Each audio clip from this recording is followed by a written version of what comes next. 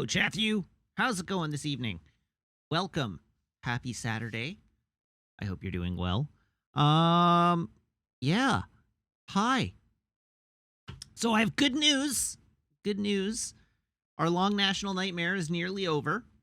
And by long national nightmare, I mean my hobby. And by over, I mean one increment more complete. All of the parts for my MG heavy arms are complete. The last pieces, I have the ammo feeder belt and a couple of various extraneous pieces sitting on my alligator clamps, currently drying, having the top coat drying. But all of the parts are done, and so tomorrow,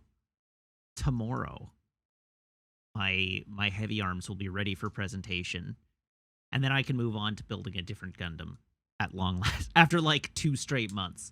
But that's my good news. I got the ammo feeder belt done today.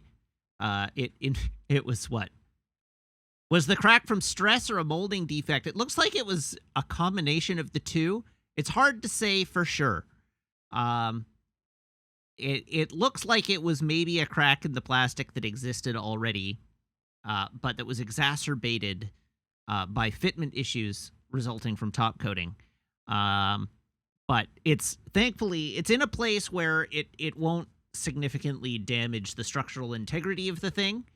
And it is easily hidden. So it's not the end of the world, but it would be a huge pain in the ass to fix. So I intend to not fix it. I intend to just leave the crack there and hide it. But yeah, I'm nearly done. It's looking good. And it wasn't in the frame. It's in the backpack, actually. And it probably would have happened whether I had top coated the whole thing individually or not. But anyhow, it doesn't matter. It's a little articulated piece in the backpack of the thing.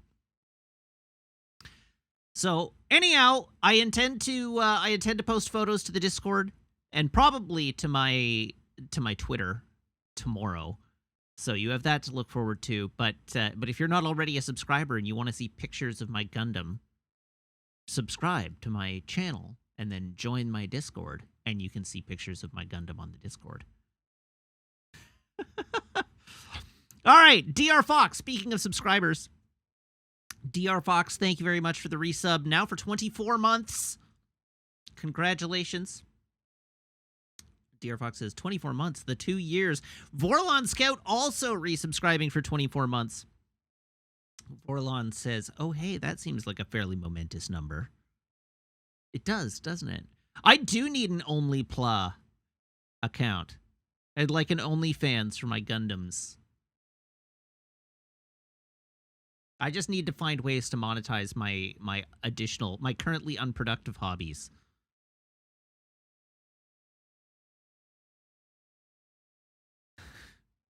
Monetarily unproductive. I'm realizing that my hair is a disaster this evening. How did that happen? All right, what else? Yesterday, Meg and I went and saw Everything Everywhere All at Once, and it was delightful. So if you haven't seen it already, you should see it. I can't describe them because they would be spoilers, but it had 2 of my favorite jokes from a movie probably in the last year at least. The movie had me crying laughing at one particular point. Just tears down my face. I was laughing so hard. So very good movie, very enjoyable. I had a blast, and so will you. And that's all I can say. I went into it knowing nothing about it. I'd seen about 15 seconds of the movie total from advertising online that I skipped through. But I went into it basically totally blind, and I recommend you do the same. So run, don't walk to your nearest cinema so that you can see it. It's great.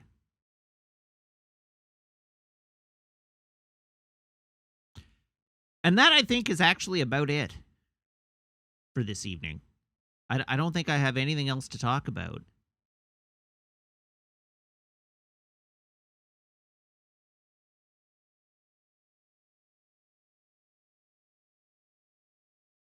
Do you have anything to talk about?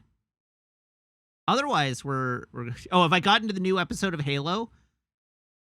Samwalk asks. The answer is yes. I have watched. I watched it after Thursday night stream. It's. I don't like it very much. I don't know why I'm still watching. By the same token, I don't know why I'm still watching Picard either. So, why would I watch Picard or Halo when there are as yet unwatched episodes of Law and Order on Prime TV that I could be watching? Is it worse than Picard? It's not worse than Picard. It's differently bad. It's bad in its own way.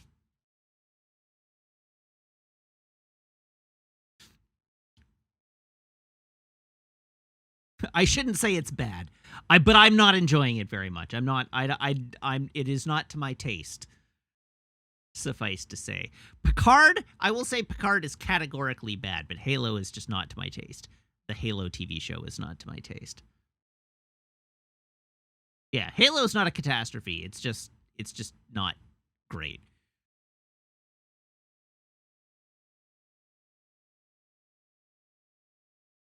Am I a fan of the Halo lore? Orlantia says, asking me a question as someone who has played through every Halo game on stream on Legendary and who currently works for a company that is co-developing Halo Infinite. I have read a Halo book. And I like the expanded universe. I actually don't like I don't like much of the expanded media. I'd like, generally speaking, I don't find the, much like Star Wars. I'm you know me, I'm a very core canon person, right? But to the extent that core canon is a thing. But the sacred texts are only the prime media form and not the transmedia aspect of any given major multimedia franchise. But I do actually quite like a lot of the universe building and a lot of the background information. I just vastly prefer reading it on fandom.wikia.net than reading it in a novelized version of the games or a spin-off novel. So that is to say, I enjoy the lore. I don't tend to enjoy the media that spins out of the lore very much.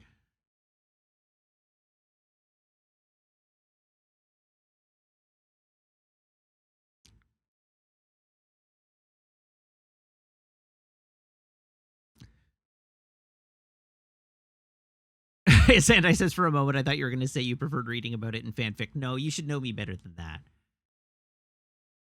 Anyhow, point being here, I for one, for instance, have personally written, I don't know how much I can talk about here. I have personally written a multi-page document. I think at my last check it was 11 pages long, just documenting the need-to-know history of Halo leading up to the beginning of Halo Infinite as a backgrounder for anybody who wanted to know what they needed to know to get into Halo Infinite. So, yes, to the extent that the question is, do you like the lore? Yes, to the extent that I have produced such a document as a backgrounder for people who want to play Halo Infinite. Cataloging all the important information and disregarding all of the unimportant information.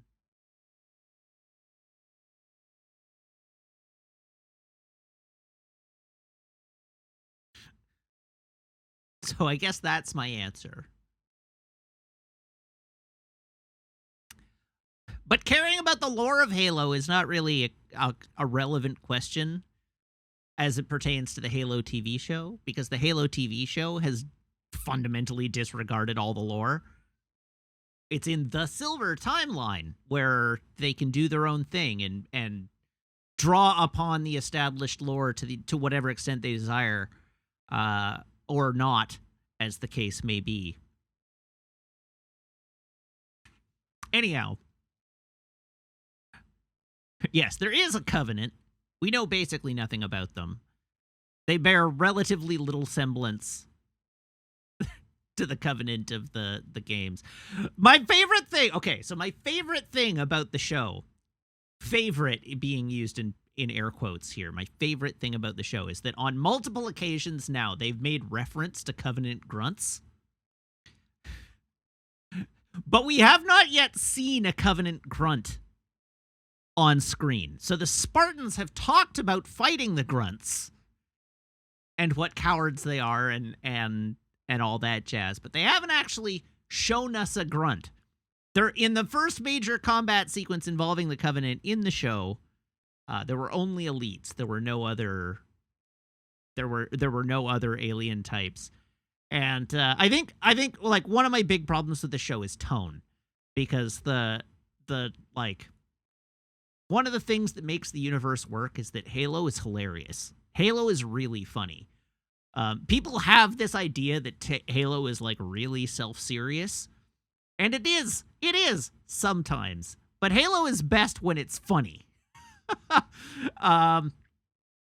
It's like when it has a chance to be goofy and to like bring levity to the universe they've created, because it is like the actual lore makes it out to be this like super grim, dark, like proto-fascist, not even proto-fascist, like post-fascist military state. and like it, it's like 80% of the way to Warhammer 40K. And what makes it work, what makes it endearing and enduring, is that it's funny and like takes the piss out of itself. One of my absolute favorite things in Infinite is the grunt propaganda, or the banished propaganda towers, which are hilarious. They are so much fun. They're delightful, and the show just has none of that. The show is so grim and self-serious and has just no jokes at all, and doesn't ever lean in on how goofy the universe can be, and that total like humorless lack of levity that the show has just makes the tone. It just feels like, I don't know, it feels needlessly grim. But it feels like TV grim.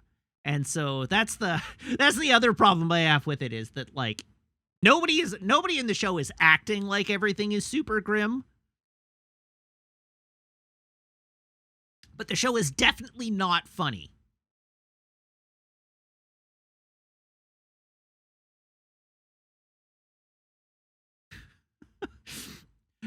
It's just like self-serious in a way that is not well earned.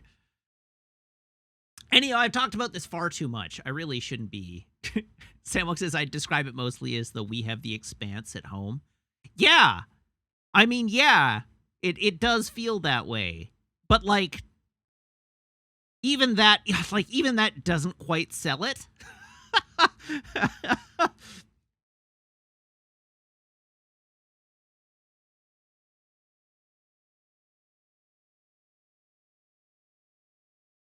Like I don't know. There's something in that comparison that just slightly misses for me.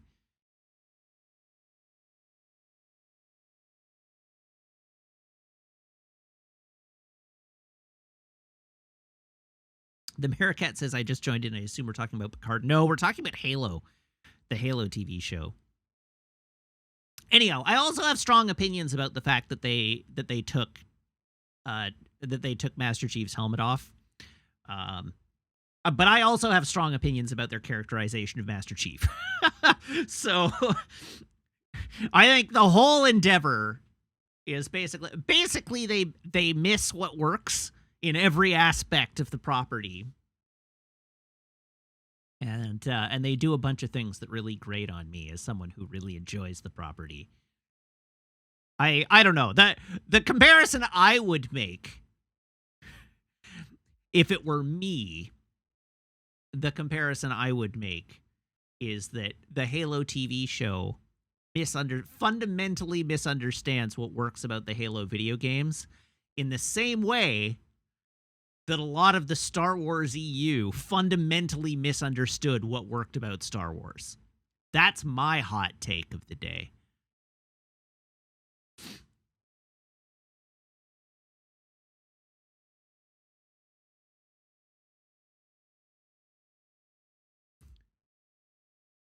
I says, they really did name the main character of Halo with 2 words that mean leader. It's a title. It's a rank. John 117 is Master Chief Petty Officer. It's his rank. It's like it's actually a rank that someone can hold in a military. He is Master Chief Petty Officer John 117. And yes, it's a naval rank that basically nobody else in the Halo universe seems to have.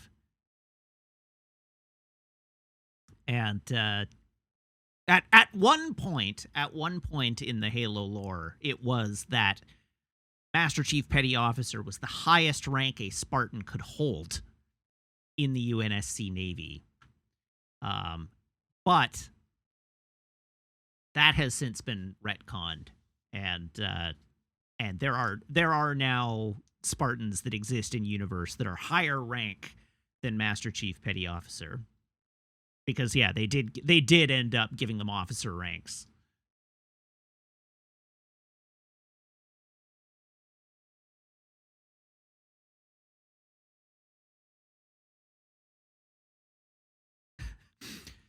But Master Chief, like John himself, has basically got like de facto credibility. Like he's such a like hero of everyone in the universe that unless that except for captains who desire to have a mutiny on their hands, even captains defer to his battle expertise because he's just that awesome.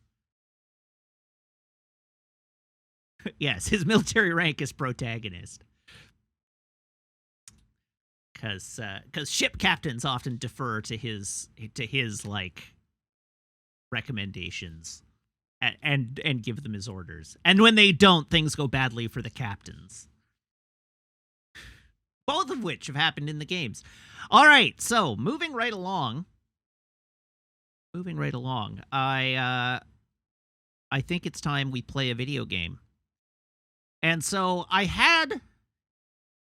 think I had a stroke of inspiration after my stream on Thursday, and I think there's something I want to try tonight. There's something I want to try because it's the only thing I can think of that I haven't tried yet. So we're gonna try something, but I may not beeline it there. I may go explore and then sort of when I end up in the vicinity, I'll give it a try. But I'm very, very definitely feeling quite stuck. So we'll figure it out. We'll figure it out and see where it takes us. But I'm admittedly getting to the point where I'm ready to start like looking up a guide because I don't know what to do at this point. So before we move on, here's my phone cable, and everybody please brace your ear holes.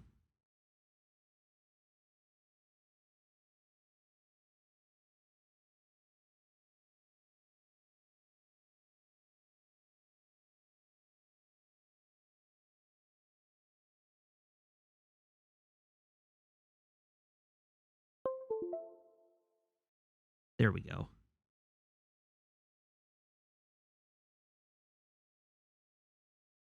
All right, and what did the beverage prediction go to today? 34.66. Well, the SodaStream wins it again.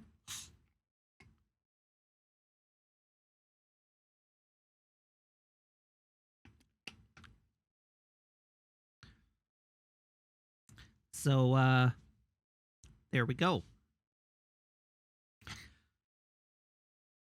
I may have forgotten to mix the syrup in. It's not very lemon-limey, and I suspect all the syrup is down at the bottom. Hopefully that helped. All right, let's do this.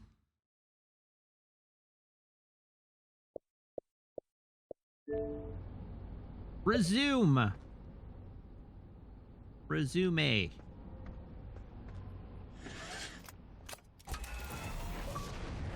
Whee! Oh, I got a Game Pass quest.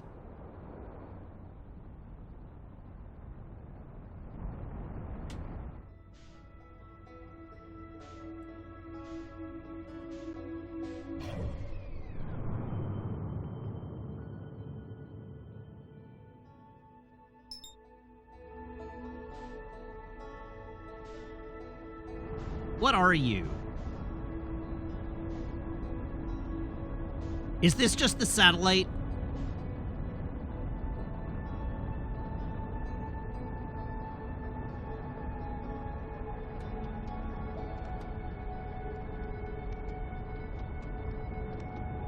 Yes, it is? Okay.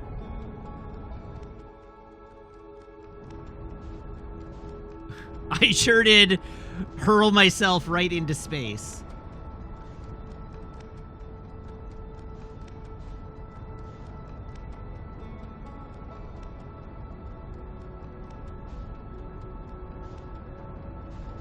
So I know one place I haven't been yet is the Sun Station.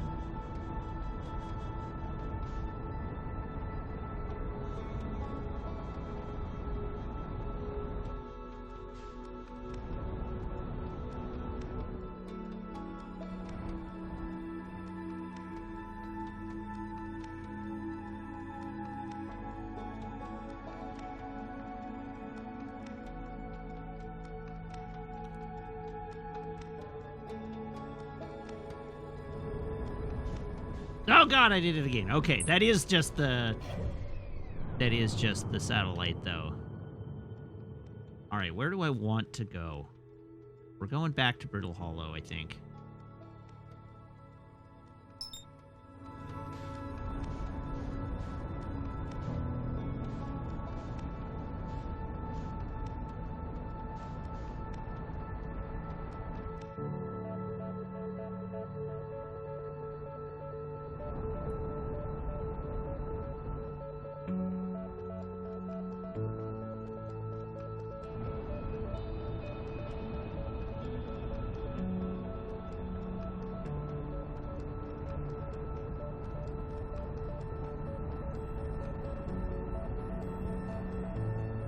Ooh. I timed that deceleration pretty well.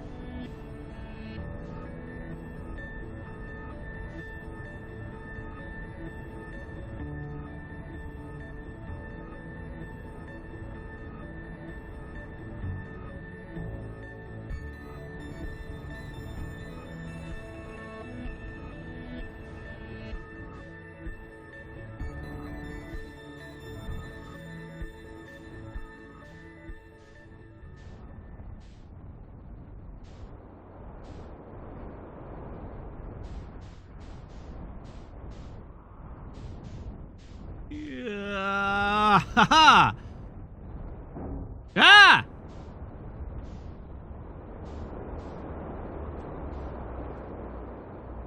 Ah!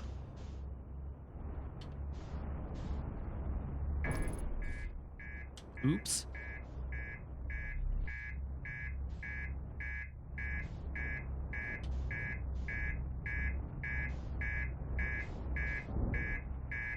My reactor and port hull are damaged.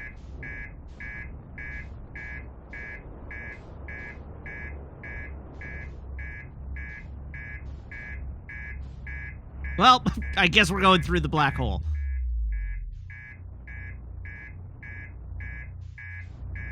And now, this is actually what I wanted to try. Except that my ship is blown up. But I want to try going through the white hole.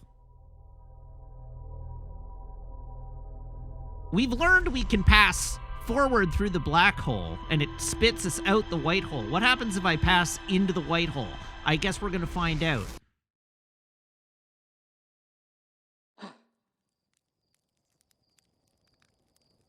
Why does the white hole sound so dirty? Great question.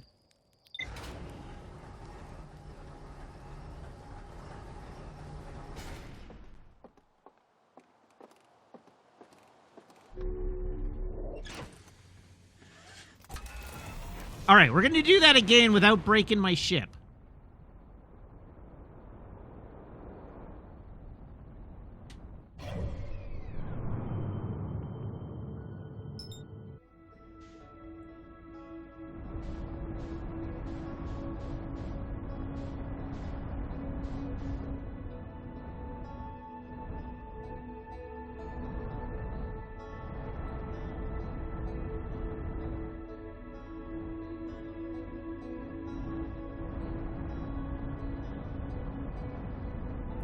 I guess, all right, Zafty has posted X to doubt in chat, so I guess I should rephrase that. We're going to do that again and try not to break my ship.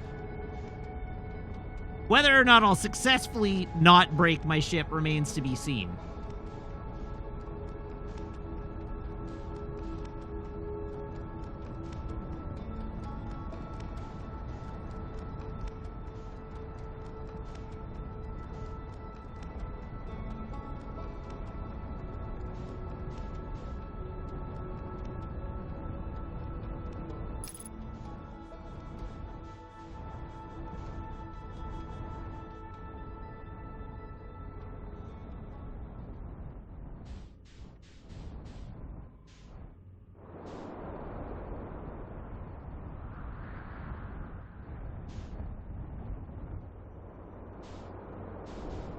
All right, straight into the black hole with us.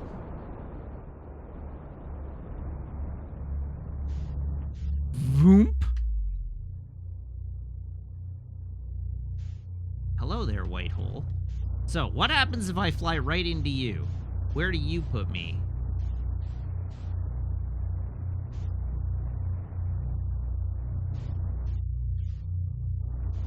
You put me nowhere. It is, in fact, impossible to fly into the white hole.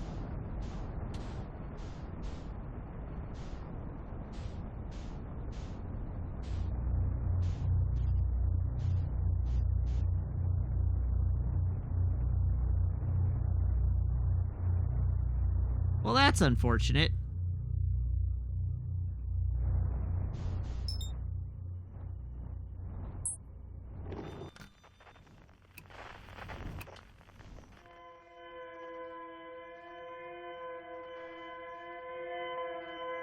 Okay, that's escape pod 1.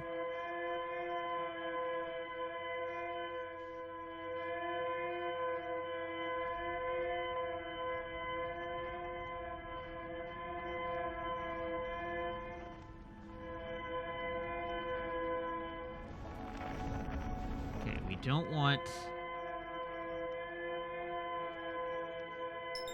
No. That's where we're headed, I guess. To the other down ship.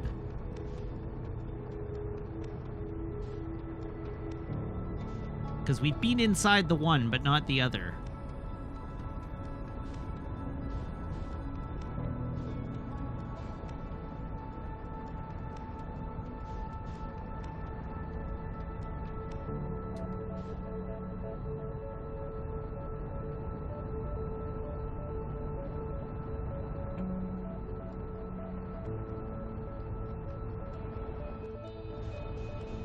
Square Dot, not yet. I may request a hint, but not yet.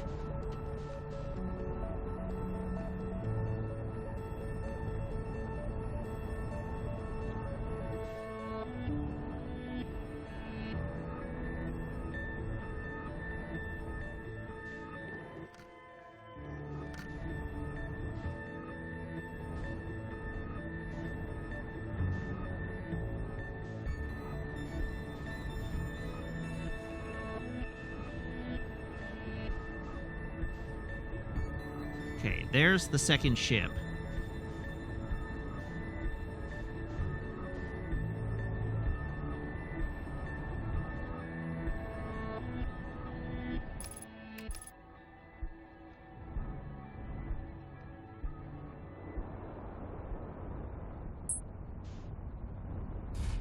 Uh-oh.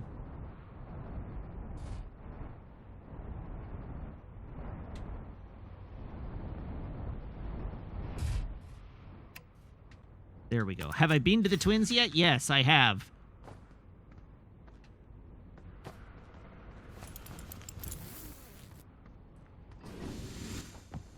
But I haven't been into this ship yet. And there's also a bunch of stuff on Ash Twin that I haven't seen yet, I think.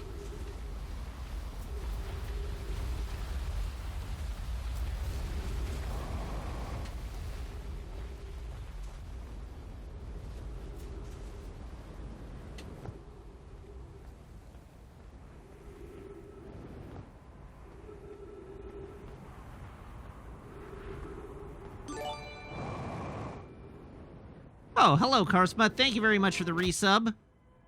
Karsma says, oh, that's legitimately almost 3 years. It is! 35 months.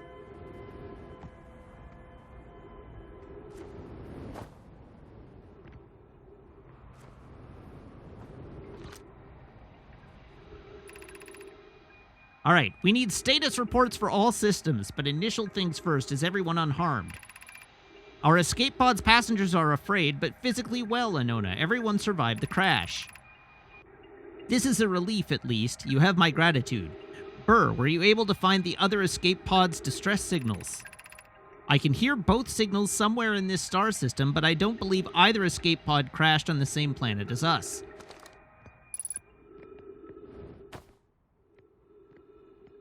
Ook.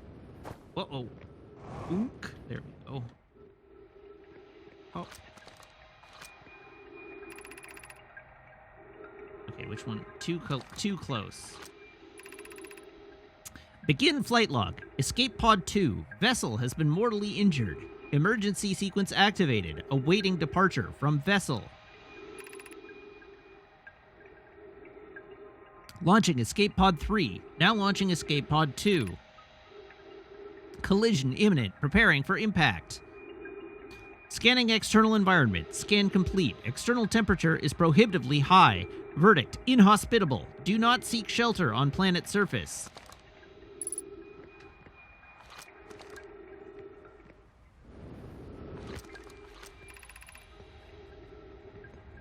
The heat from this star system's sun is more bearable below the surface.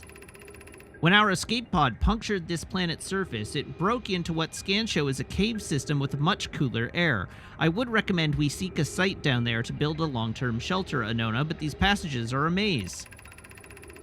Even with this danger, they are still our best chance for survival. We'll form teams and descend into the caves to look for a shelter site.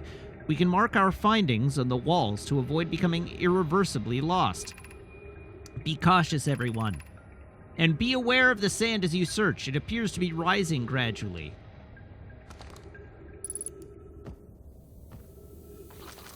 Huh. Emergency escape hatch. Keep moving, friends. There is nothing of interest at the end of this passage but rocks. And while these rocks are interesting, they can wait until a less urgent time. Do not follow this tunnel to its end. Coleus and I will examine the horror that lies at its terminus later, but provided we live through this. Oh, yeah.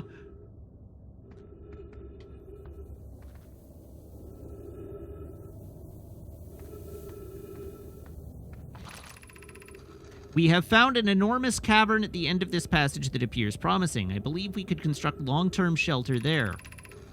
The cavern Malore found is a wise choice for shelter. Could one of you mark directions for the others to follow? This is the start of the path to the shelter site. I have left directions to guide you there. Of note, we must hurry as the pathway there is filling with sand. Do not allow yourself to be buried by sand and make sure no one is lost. Oh, God.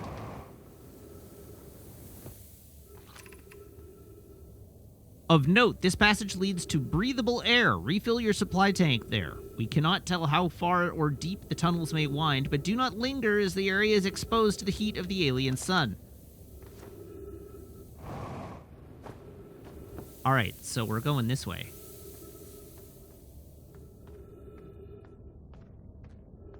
Try and find their settlement. Oh, we have a marking down there.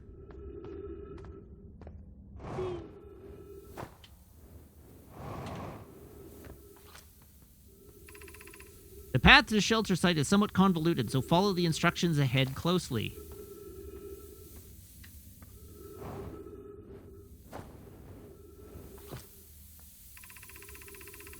To reach the shelter site, walk forward until you meet the sandfall at the pit, then turn left. Continue to the room filled with rock column formations and climb upward through the opening above them.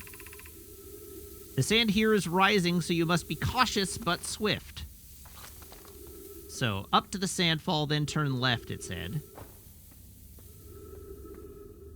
Then into the room with the rock formations and climb quickly above them. Haha.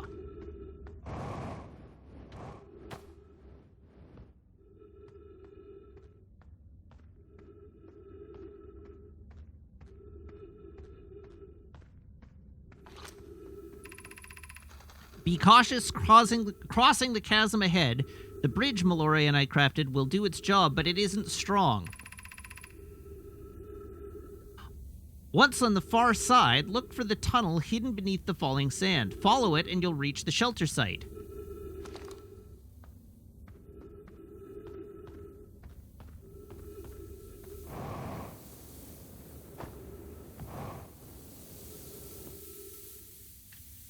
Tunnel beneath the falling sand. Ha-ha!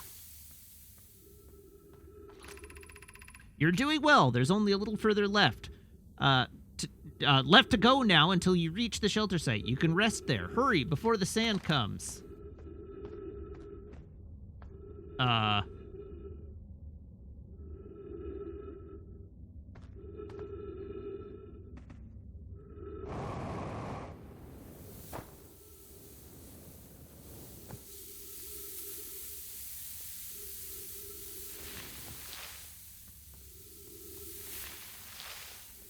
Hey, look at that. We made it. Now, where does this go up?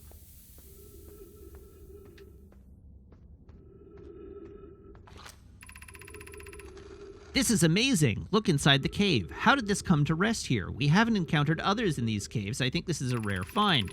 From what we can see, Coleus and I believe the specimen must be very old indeed. Imagine what we might learn if we could examine it. We both agree it's unlikely this dry planet is this horror's place of origin, especially considering what we observed during the vessel's evacuation. Clearly, this hole is too small for it to have fit through. Hypothesis, there is another entrance to this cave. If there is, Coleus and I will find it. We can't leave valuable information undiscovered. An update. We need to find a way inside quickly, Mallory, because when I returned here to search for an entrance to the cave, there are children playing on the specimen.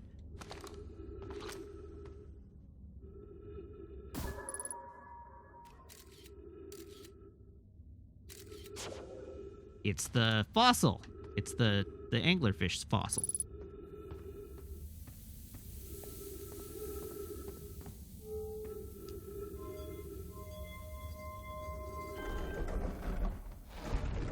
Nice of the door to still have power.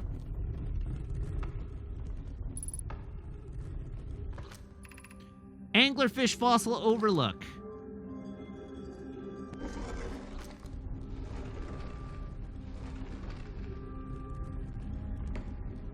Well, this is assuredly promising.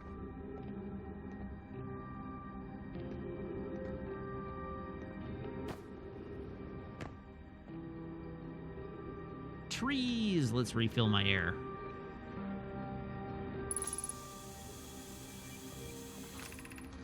Should we build the sun station to power the Ash Twin project? I almost can't comprehend this as being suggested seriously. The purpose of the sun station goes against every standard we hold ourselves to and everything we believe in as a species. If we fail, and the probability of this is not insignificant, we will without question destroy ourselves, all life here, and the rest of this star system. I wish to protect these species.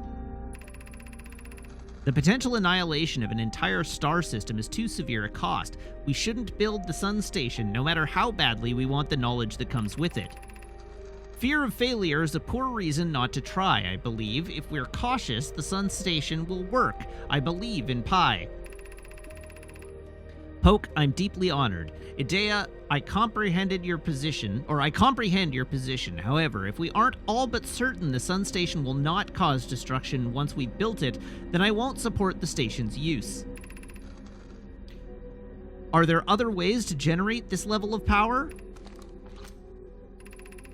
Theoretically, yes. Practically, no. I can't imagine discovering them in our lifetimes. I understand this proposal is unsettling, but the sun station must be built if we hope to complete the Ash Twin project.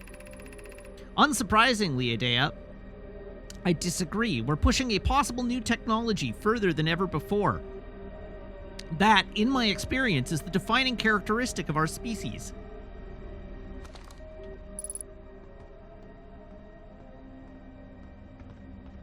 Okay, so real quick, let's poke around here for a second, just make sure I didn't miss anything in this room.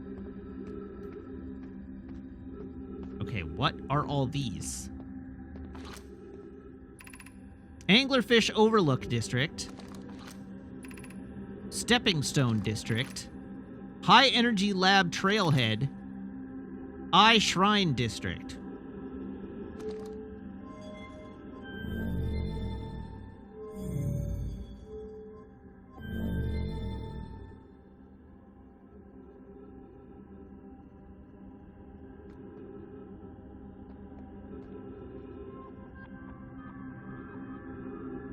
Oh, that sand is rising. Cool. Good to know.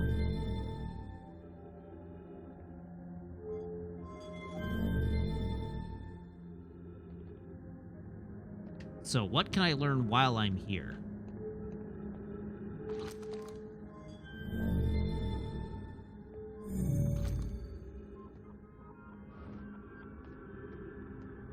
Since the sand is rising and I've missed the opportunity to get to the... Okay, we've got ghost matter up here.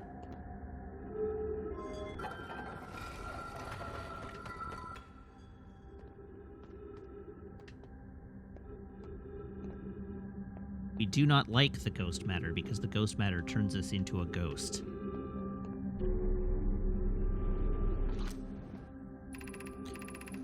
I don't know why everyone says the eye is important. They say it brought us to this solar system, but is that good? Dad told me lots of Nomai died when our clan came here. What if the eye isn't something good? What if the eye wanted that to happen?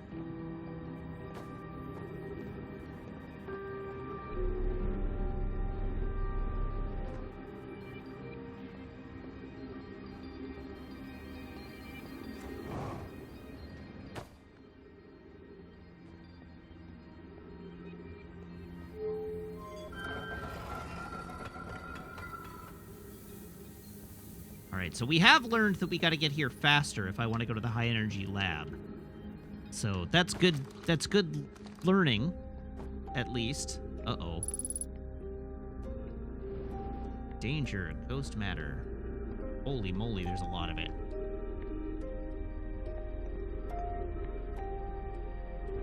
Oops. So we have no idea how to deal with cacti. We have no idea how to deal with ghost matter.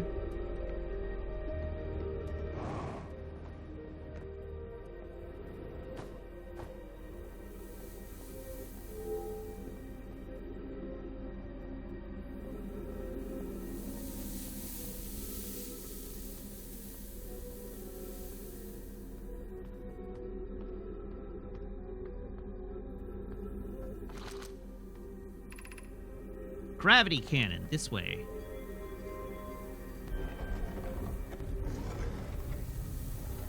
One of those I do, but I've forgotten.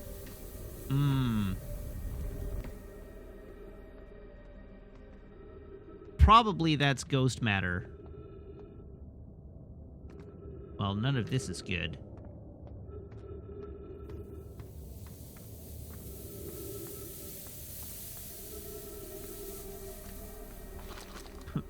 Am I just trapped here now? I might just be trapped here now.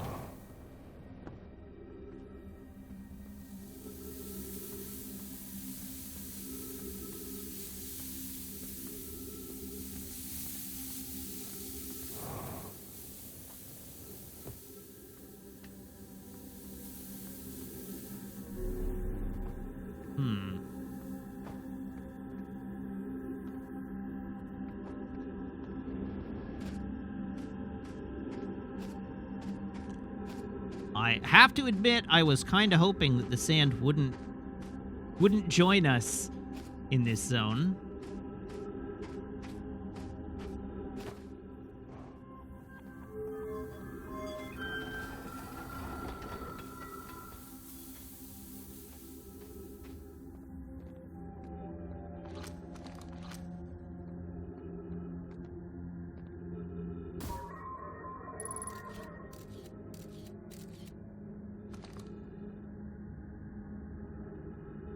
Well, let's get crushed.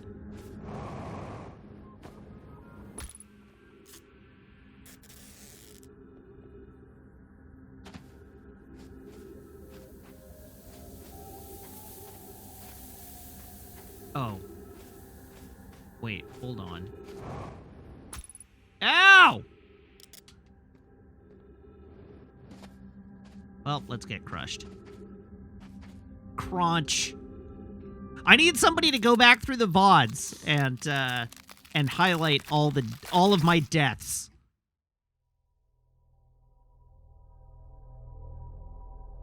Or at least every unique death that I've discovered.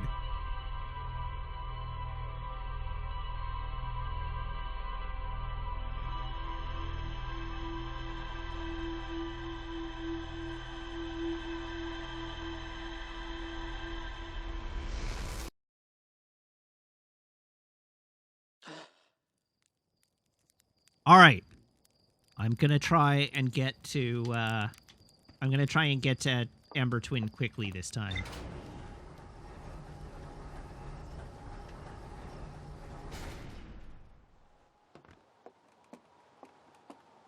We're going straight from here to Ember Twin.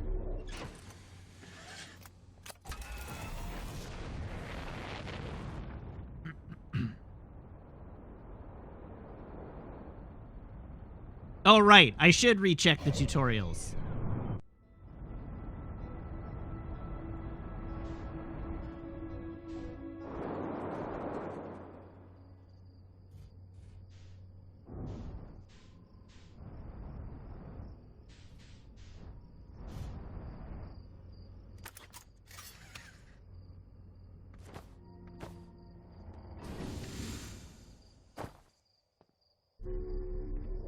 No!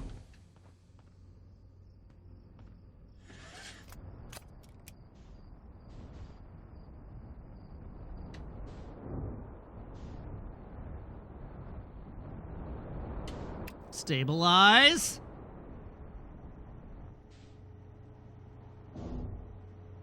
Like I planned it.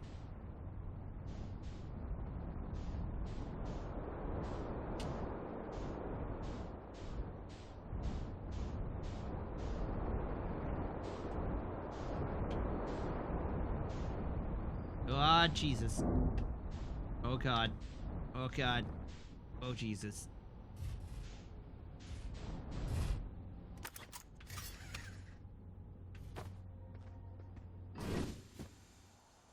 Wait, hold on. Beam me up, ship.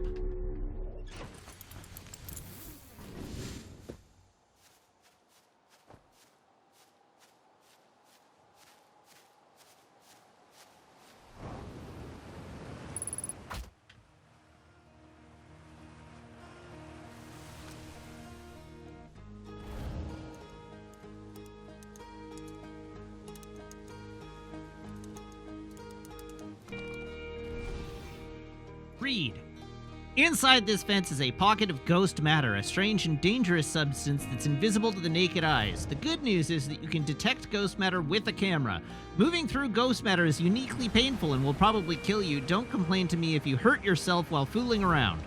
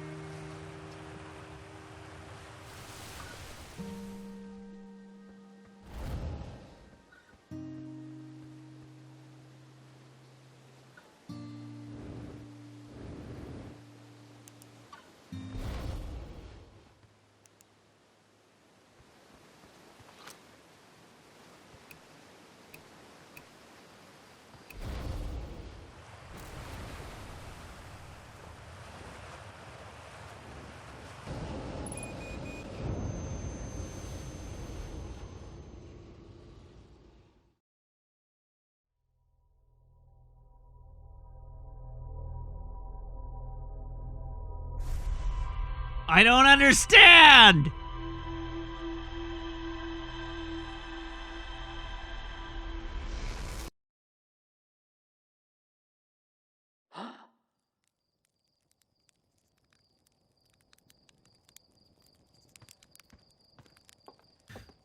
No, I don't want a hint or explanation because I'm gonna feel like an idiot.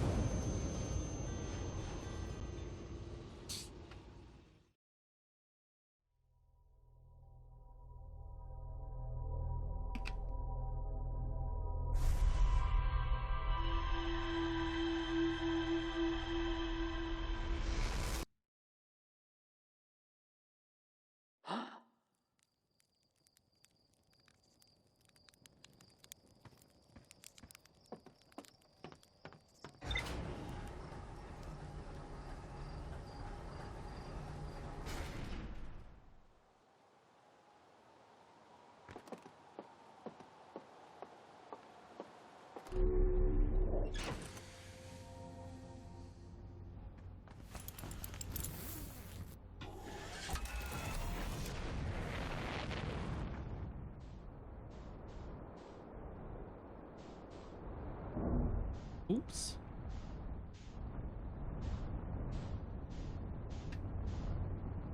Oh god, I'm stuck in a tree.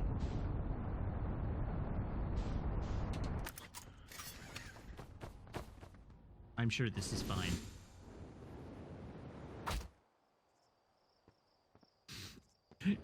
This is a regular old suicide run.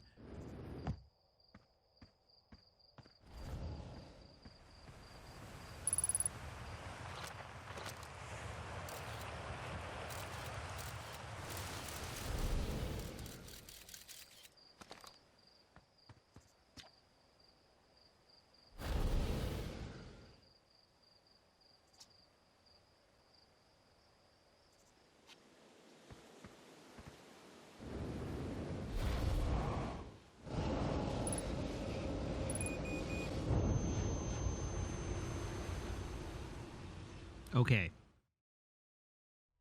I'm gonna stop throwing myself at this.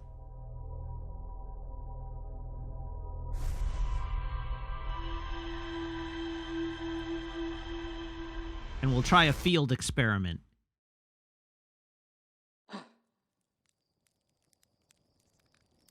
I feel like the nature of the tutorial may be confusing me.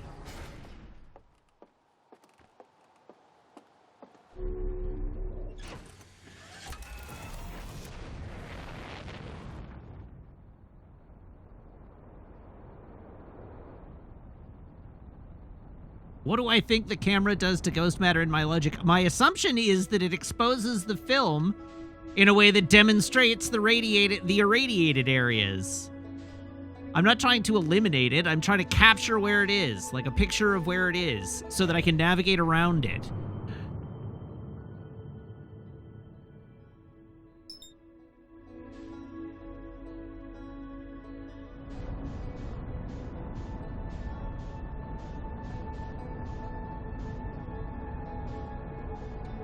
But this... What do you mean, and?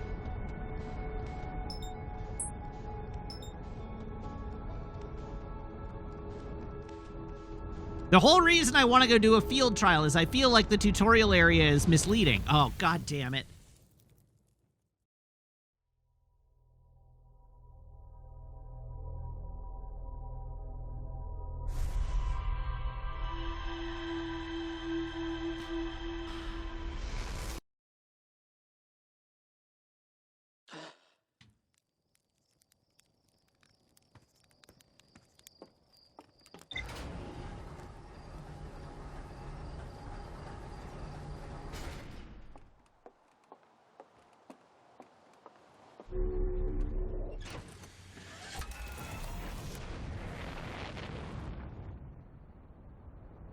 Icon Mug, the answer is no, I haven't worked it out.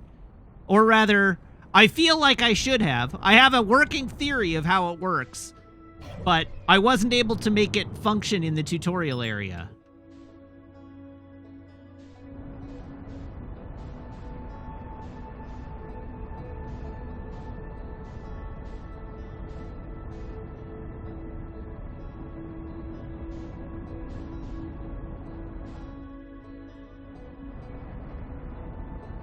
Alright, this time I'm gonna not hit the sun.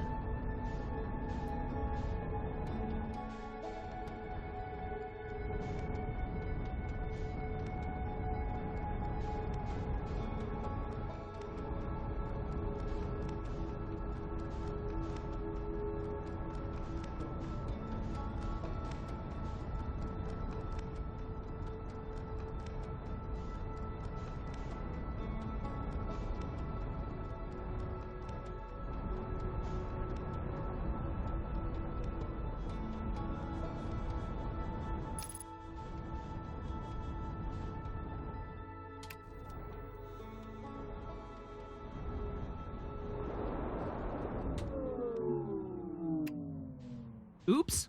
Well,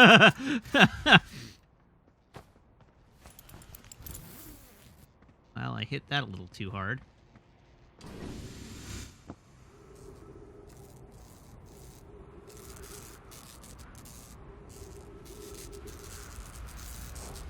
Now, how did I break that?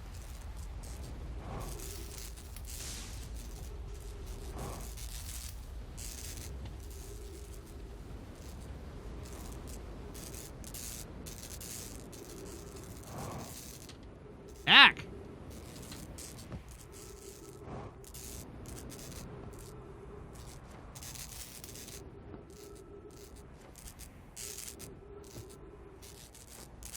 I probably should have just given up on repairing the ship, because it's not like I'm leaving this planet on this loop.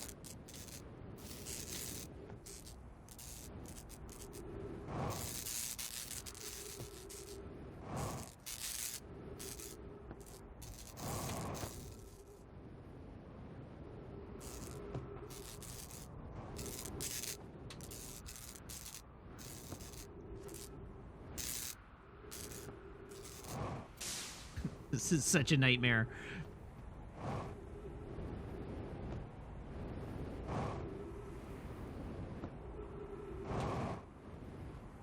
Okay, I think it's not broken anymore.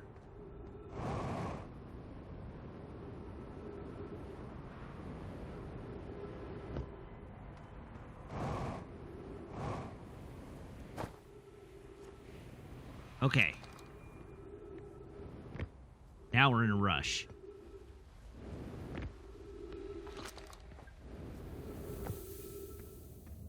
Okay, it wasn't that door, it was that one. Enormous cavern.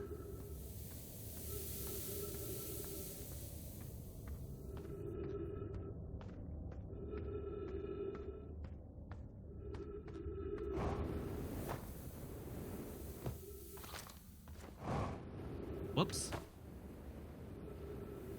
No, God, why?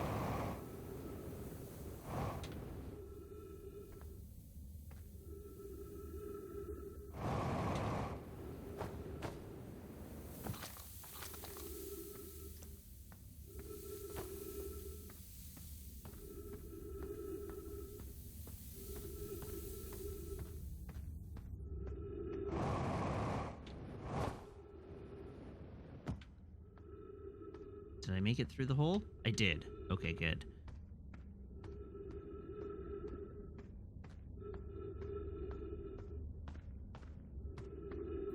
And from here we climb up. Go behind the sandfall. God, I'm down to 50% fuel already.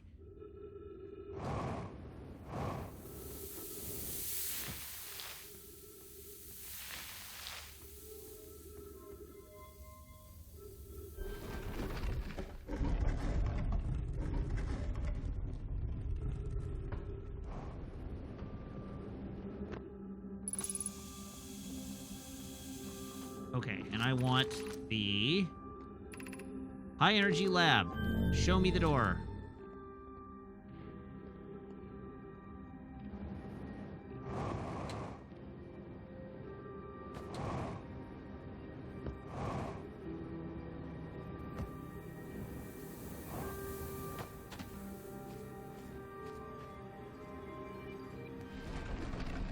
Oh, God!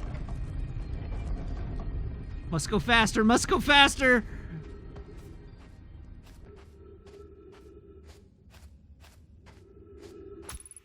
Ow!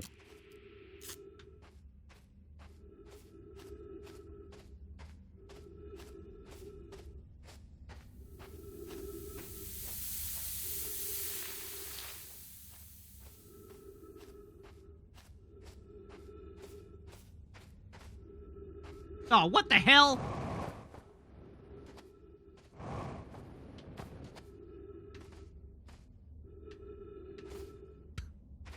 Ah, crap.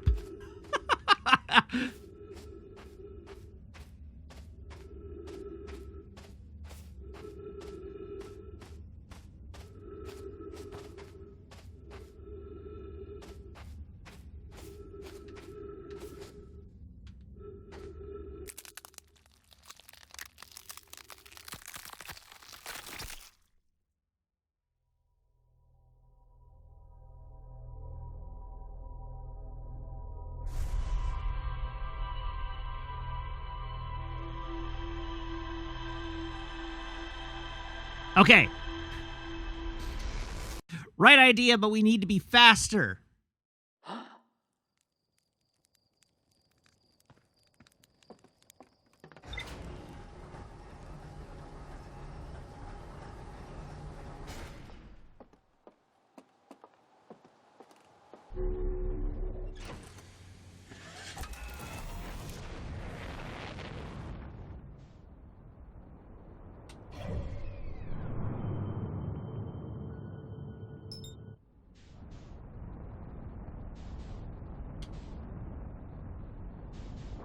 All right, here we go. Ah! Ah!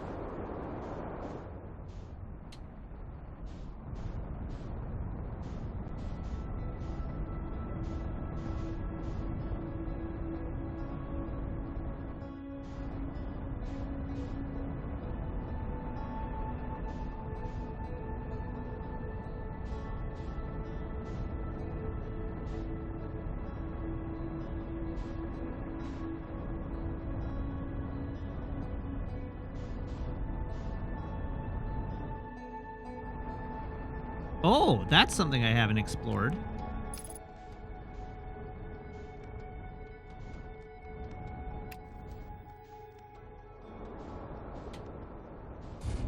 Ugh.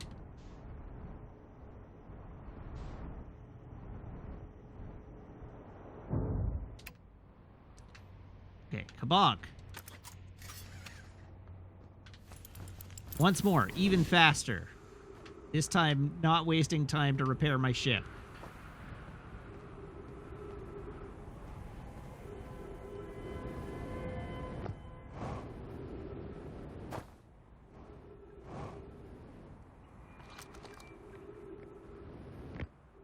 Yeah, full speedrun strats here.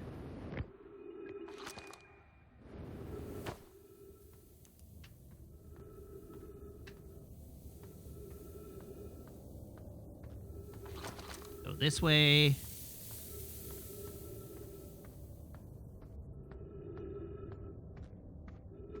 This way. Go down. Go down further.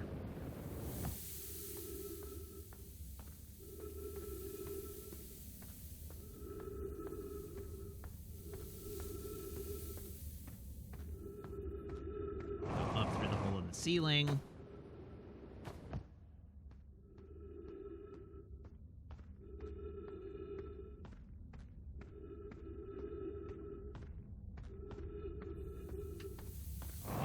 This way, through the sandfall,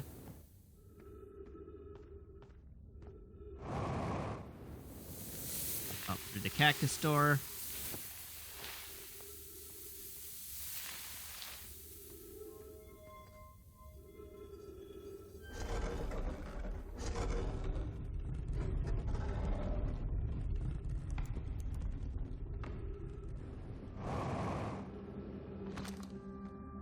Turn on the lights downstairs for good measure.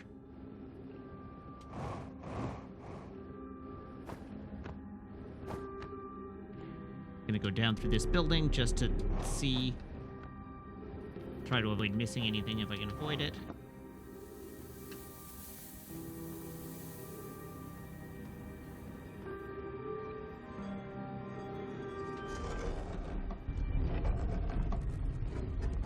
All right, follow the cable.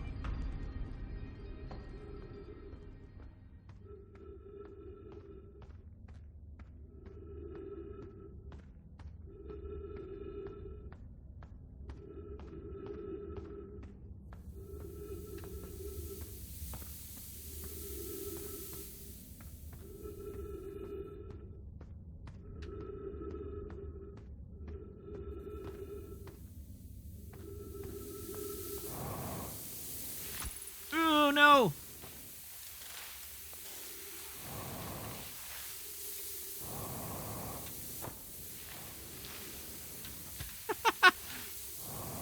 Oops.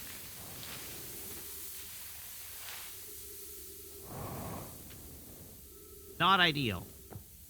Okay. How did I avoid this last time?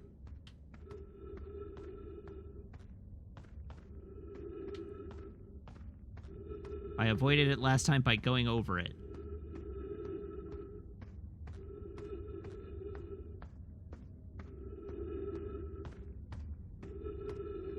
Oh, the back of the door!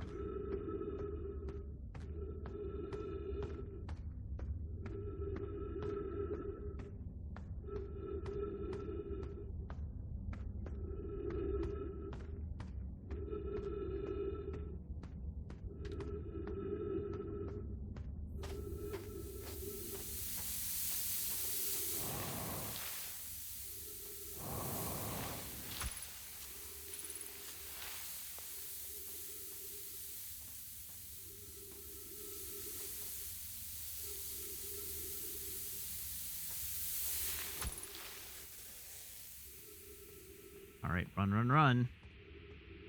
Oops.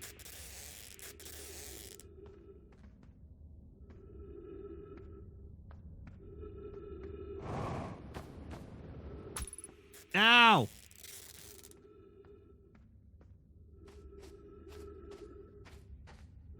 Uh-oh. Wrong turn.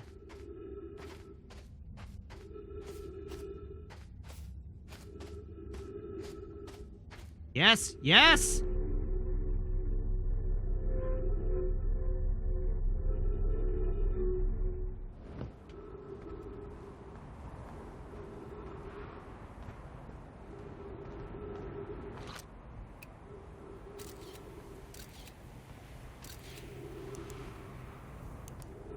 Okay, but that's pointing the wrong direction.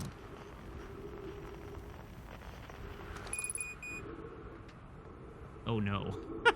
60 seconds of oxygen!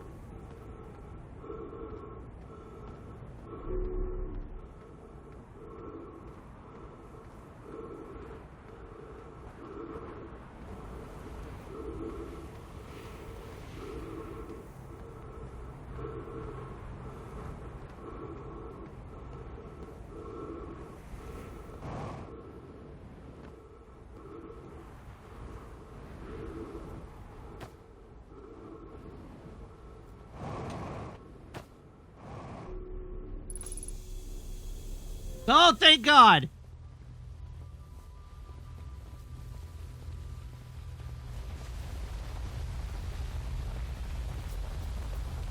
Warp course. Huh.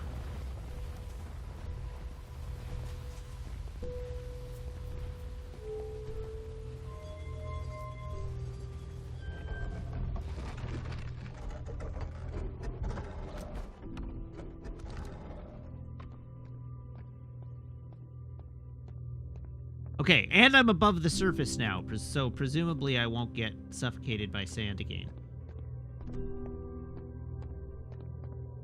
Alright, what do we got? The Southern Observatory is asking if creating a 22-minute interval is possible. That is, to have something arrive 22 minutes before it is actually sent through the warp. Oh, okay.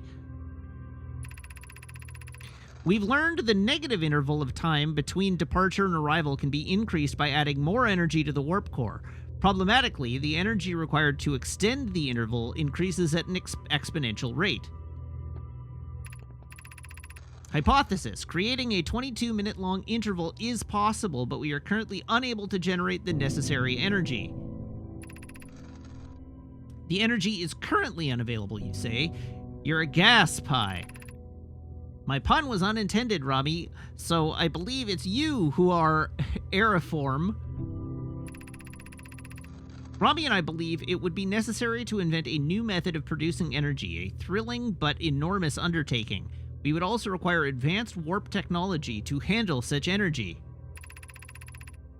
We would also likely need an enormous space to fit these proposed new energy and warp technologies together. The only location large enough would be Ash Twin.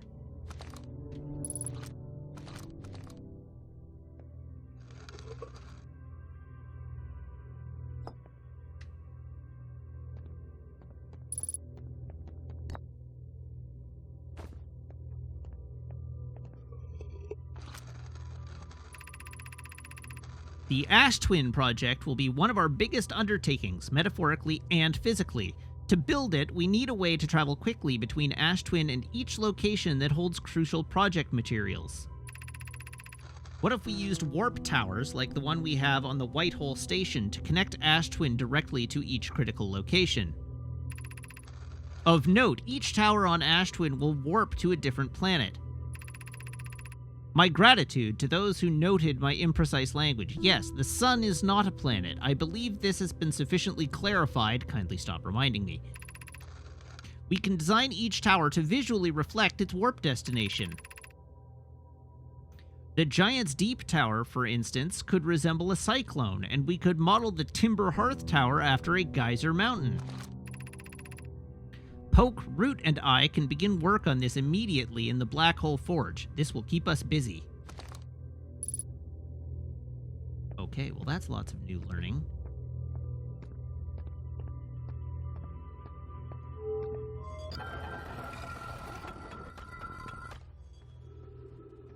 Oh ho. High Energy Lab. Note, this door will need to remain closed for some time. Pi and I are running an experiment based on the extraordinary findings from the Whitehole station.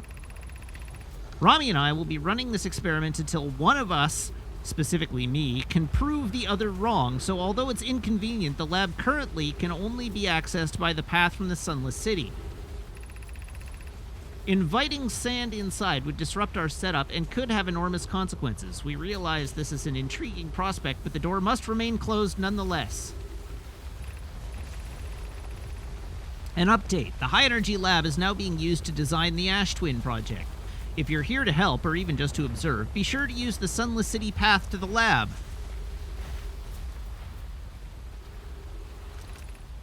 Sunless City, 300 meters. Hello, Papier. Hello, Raiders. Welcome, everyone.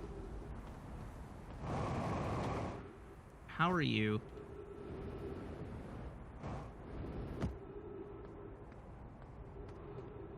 Ah, okay. We have a viewing pool here, but it's...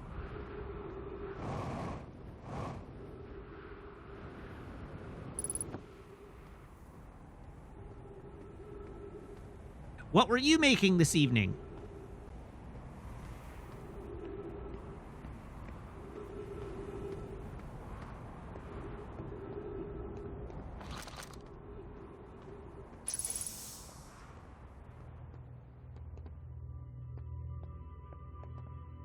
Alright, let's see what else we can learn while we're here. There's another scroll. Oh, there's a ball. What does shutting off that power do, I wonder?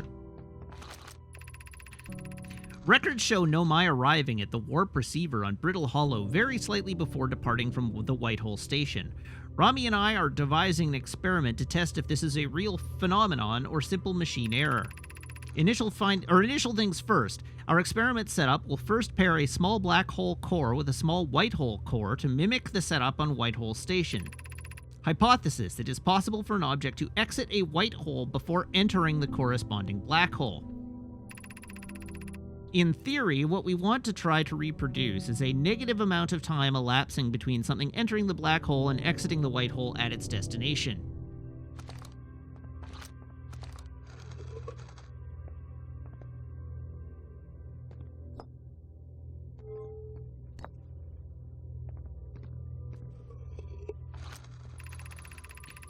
An update. Our experiment here reproduced the anomaly in arrival and departure times, but Pi is unconvinced it's more than an equipment error. I hope to strengthen the effect to render it visible to unaided eyes. To that end, we've decided to try adding more energy. I imagine the Sunless City's energy supply should prove sufficient. Of note, Rami, Yarrow requests that we let him know before we reroute energy to the experiment. I'd hate to leave him in the dark. All available energy has been rerouted from the city to our experiment. Rami and I are about to run a new test. Hypothesis confirmed. Hypothesis confirmed. I saw it. Pi saw it. Hypothesis confirmed. This is beyond extraordinary. This changes everything. What a beautiful day for the intersection of abstract theory and practical application. All right. Turn off the city. Turn on the experiment. And let us pair a white hole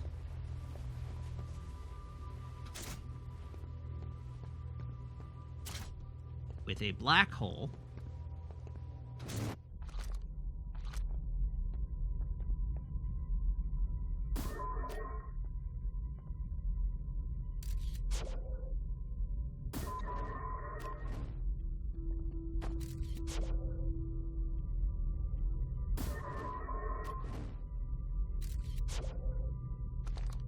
Huh.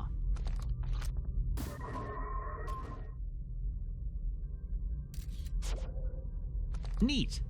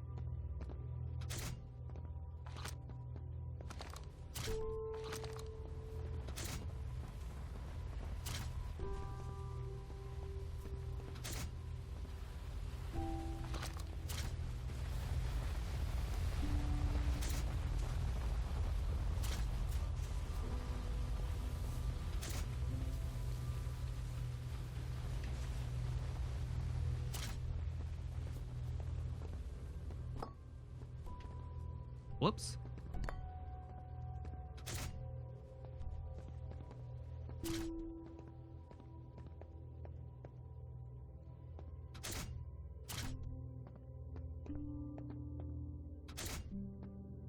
It's a little unclear to me why there's two of each, if pairing them doesn't have any obvious effect.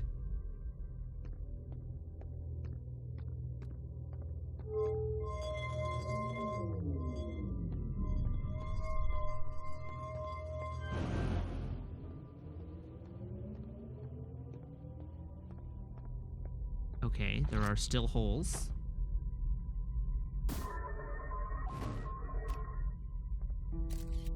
But the effect is less pronounced.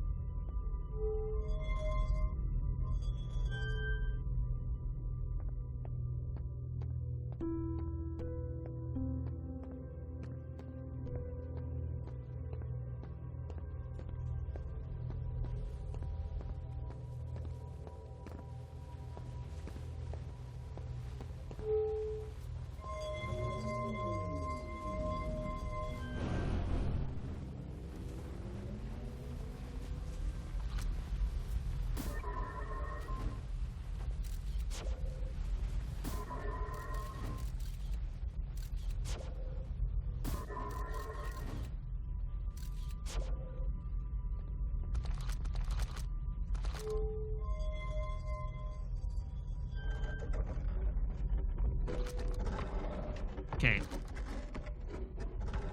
So that's just the viewing portal.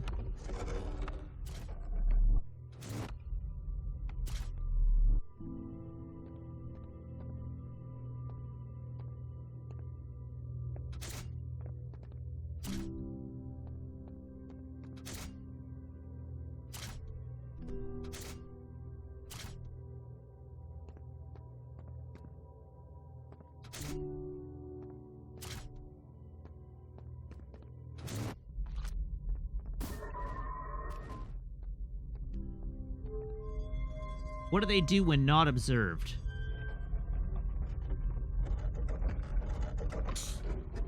At least not directly observed.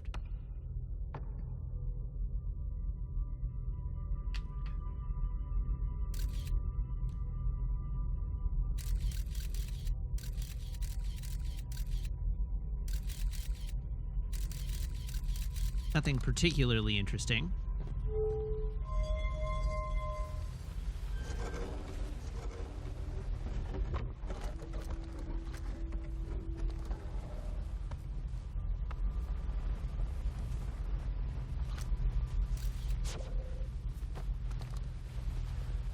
Well, I'm not sure what else I could do here. Karsma, if you're curious about something, yeah, ask away.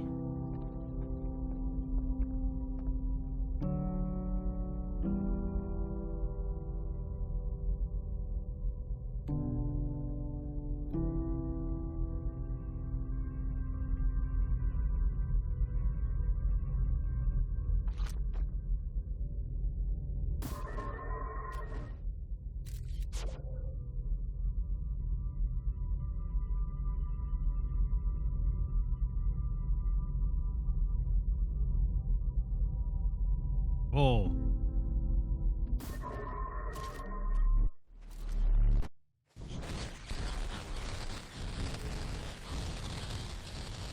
Well, I guess that answers that question.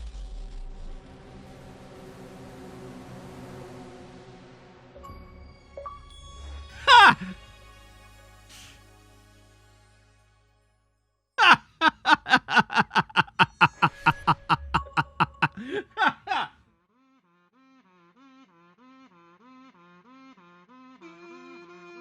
All right, game's over.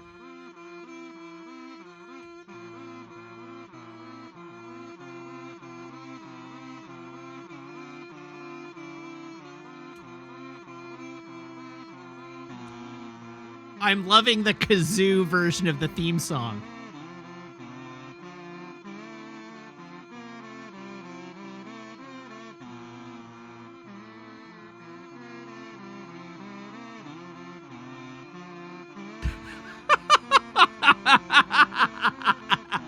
No, I'm glad you asked because that hadn't occurred to me, and this is hilarious. It's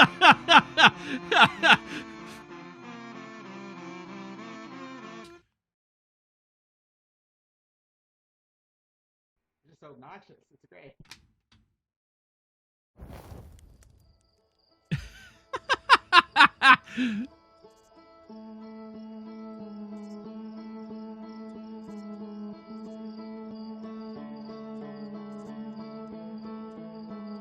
Remember what you've done because there's more you can do with that discovery.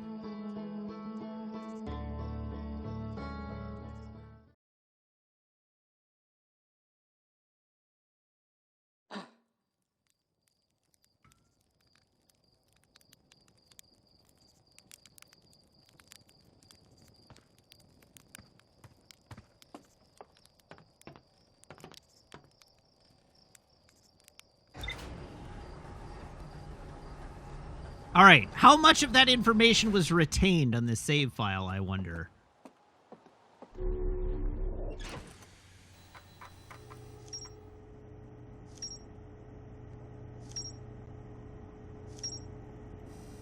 Ah, good. All of it.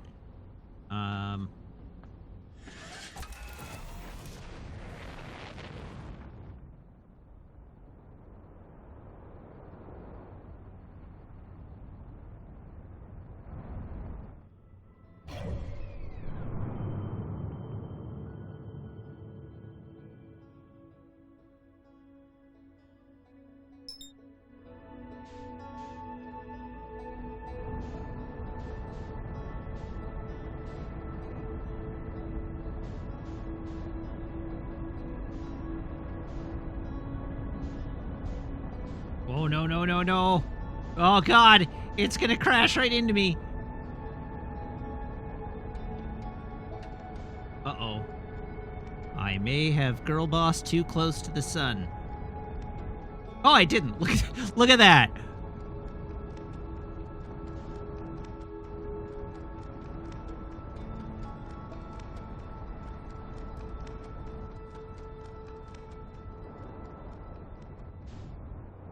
No, you don't. You're not landing here. You're landing here.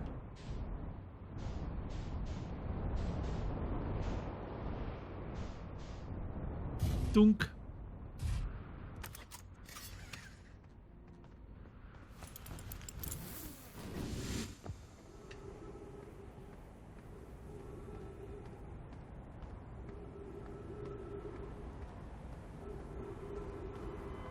Okay, at some point in the not too distant future, is there any reason for me to go back to the high energy lab? I feel like I've done everything there. We learned the major thing that we wanted to learn there. Maybe I don't need to go back.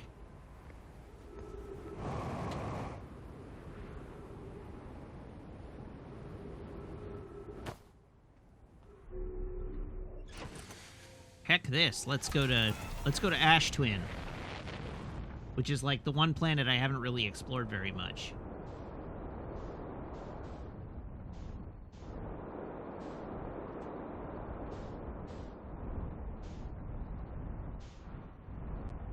Okay, so that's an out. But I want an in.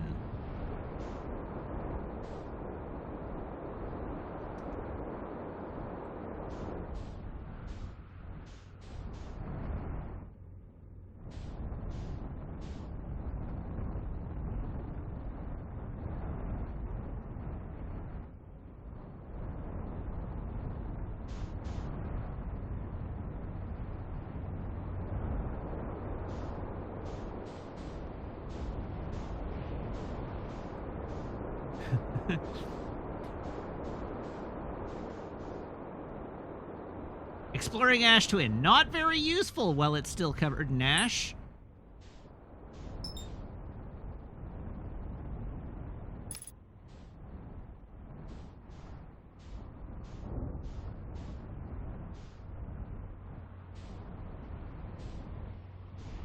I presume that there's a teleporter out to the sun station here on Ash Twin somewhere. Oh, of course. That's the reason I can't land.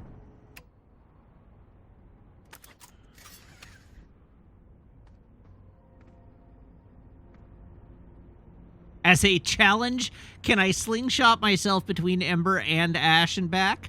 Ooh.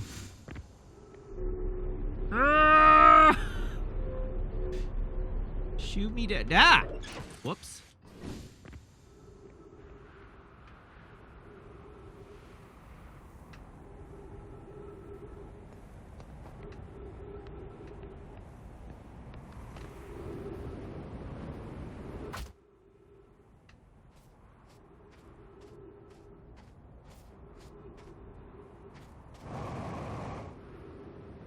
I really probably should stay with the ship and continue flying around Ash Twin until I can find a point of ingress.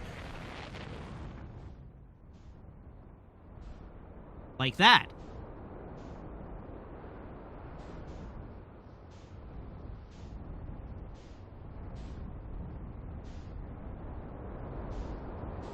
Oh, hello. Are there two giant things?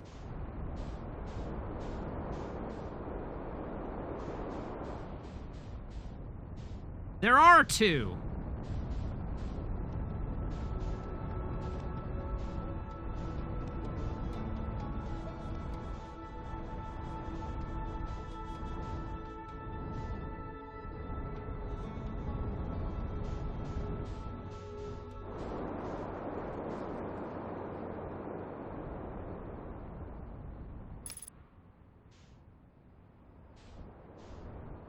Boom.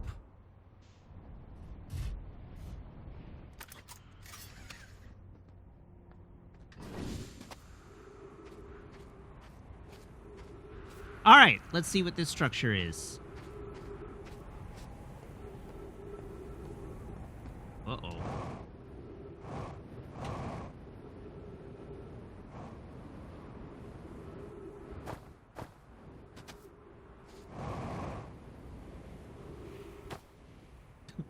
Dunk.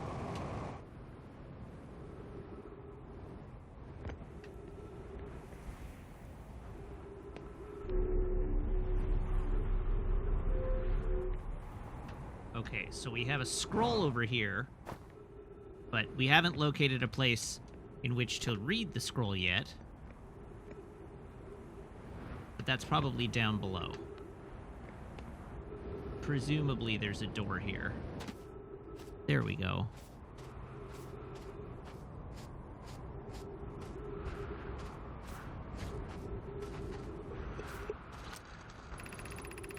Friends visiting from the Hanging City, we are planning the Ash Twin project at the High Energy Lab on Ember Twin's equator. I became lost on Ember Twin, my gratitude that Rami found me, but the High Energy Lab is the building with the large solar panels. I'm surprised I didn't see it. I imagine our otherwise immensely clever Kanoi would lose his own head if it weren't anatomically impossible.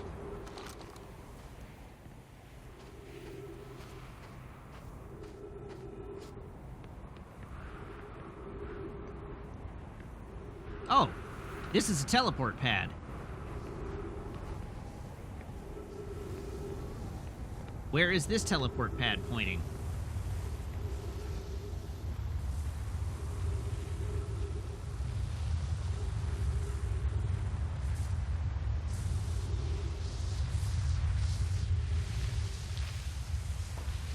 Oh, no, no, no!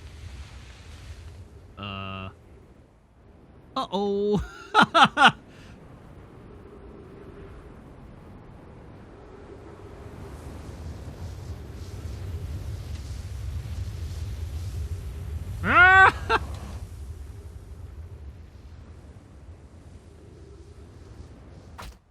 Ow.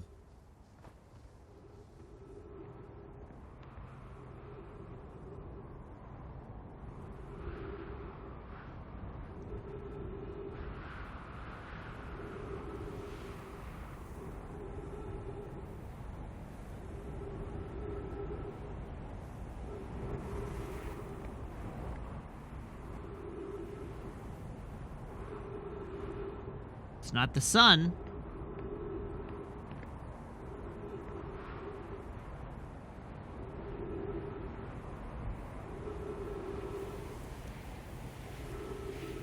It's not Brittle Hollow. This is probably... Oh. This is definitely the teleporter to Ember Twin.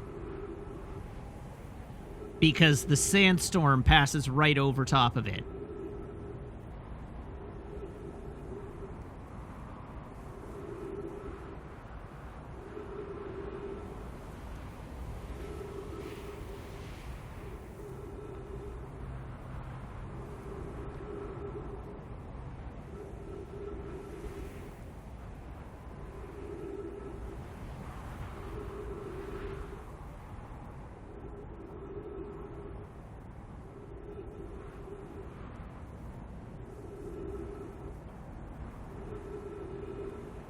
We'll let the sandstorm come back just in case.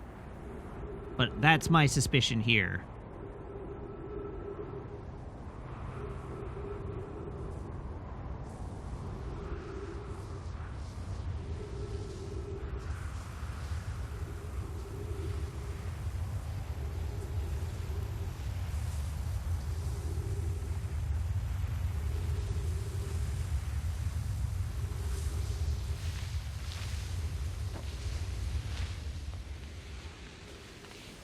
Oh, God. Yikes! Uh-oh, well, there goes my ship. Oops.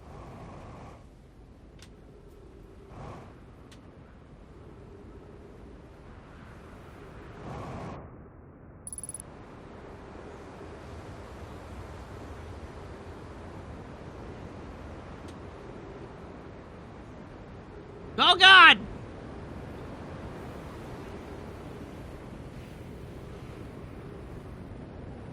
Ugh. There we go. Made it back.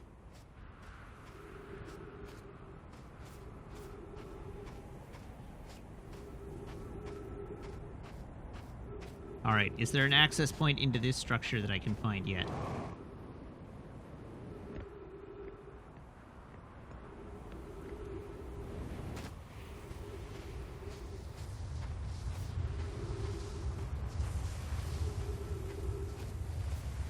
There was a body outside of the teleporter room, yes.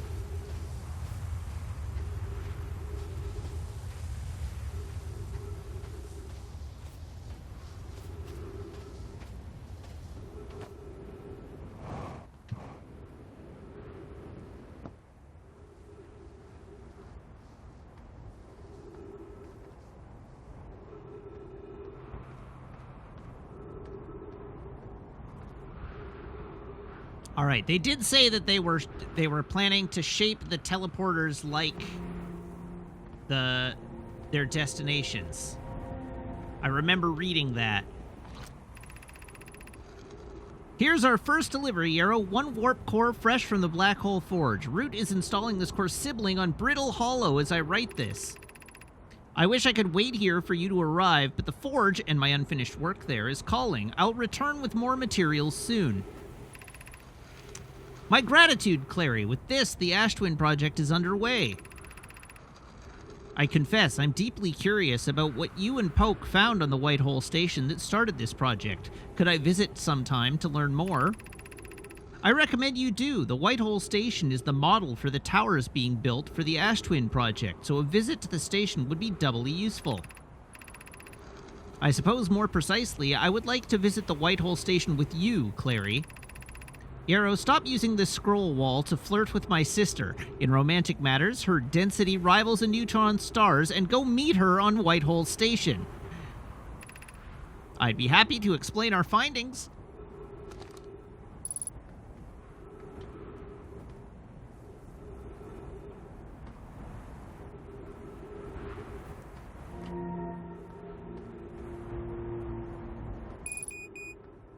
So presumably this goes to the Black Hole Station. Or not Black Hole Station. This one goes to Brittle Hollow, I assume.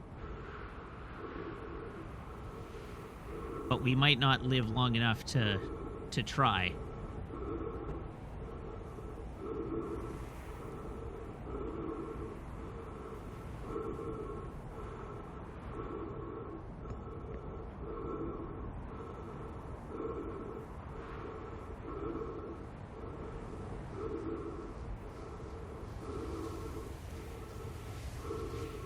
Oh, Lord. Hey, there we go. So, where on Brittle Hollow have I ended up?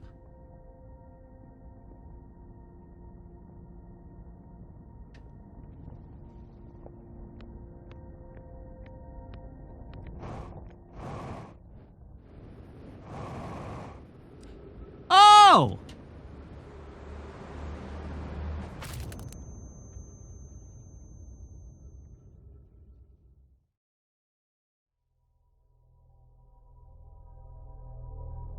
So,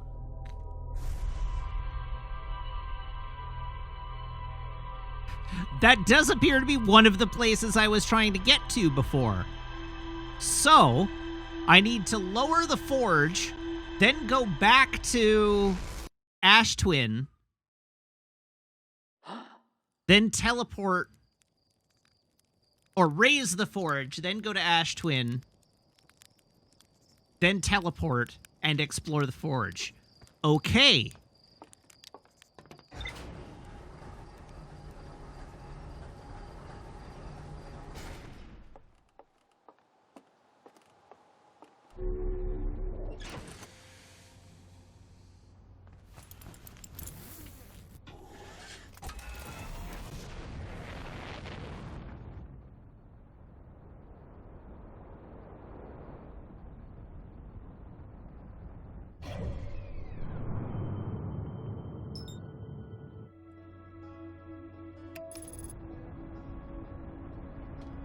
take me away, ship.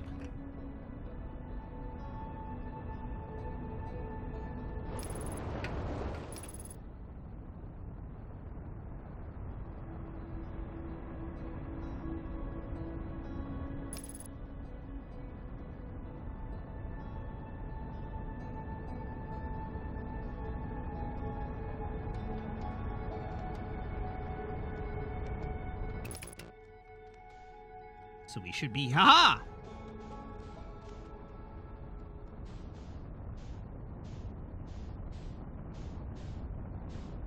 Now I just need to figure out what the easy way of getting to the Hanging City is.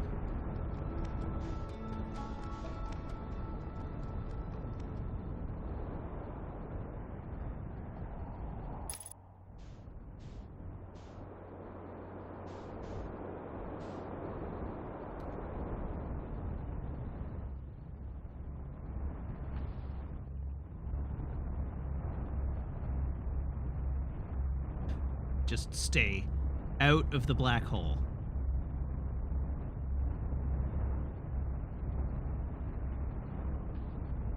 Ugh.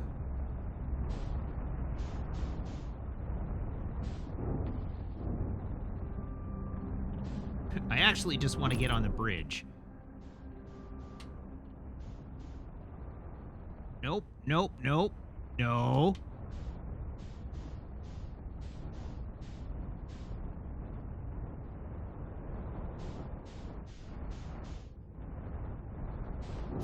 Dunk.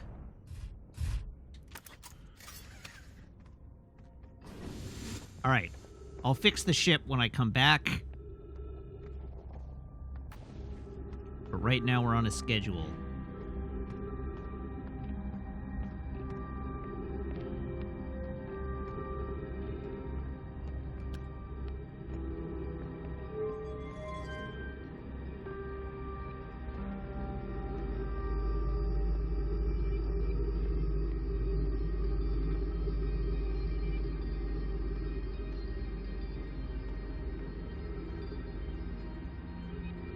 Great.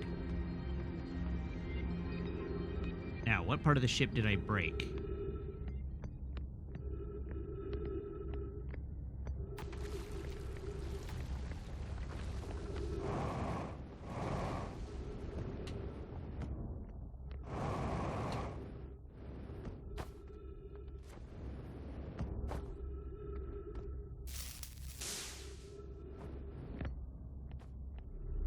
Zoop.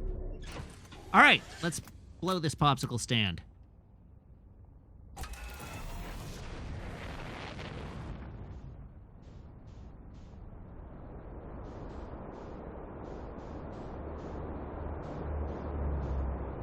Oh God, I missed it.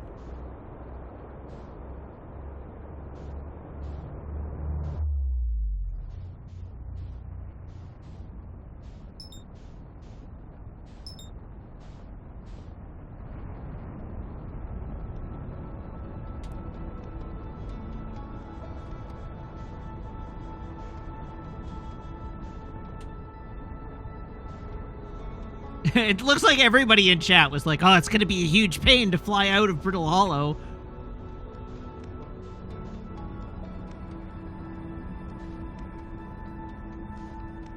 Oh, Lord.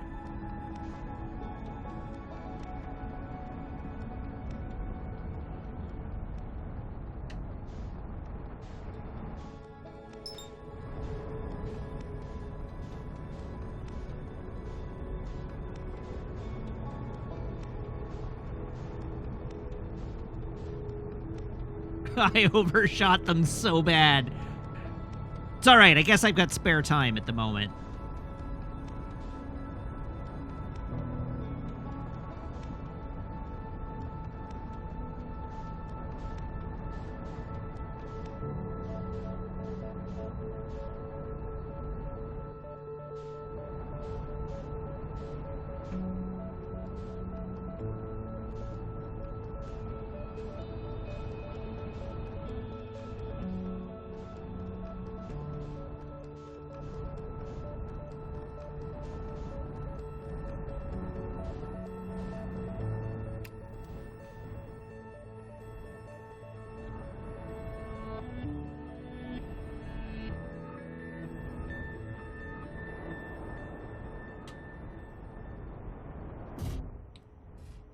Dunk.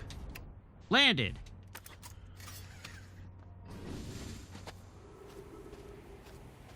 All right, does anybody remember which structure we were in?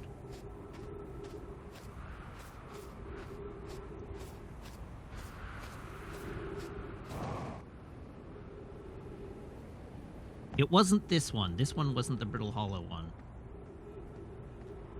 This one's busted up anyhow.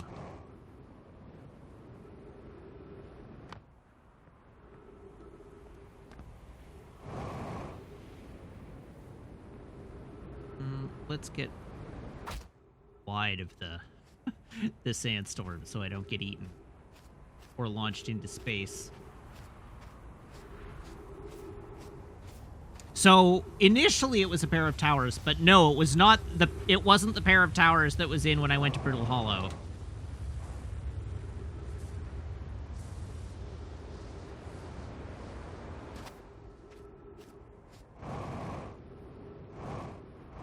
It actually might not have been uncovered yet.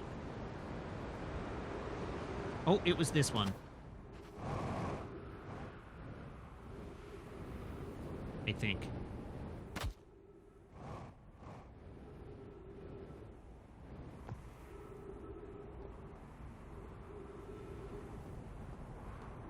But we need to let the sand drop. We were too fast.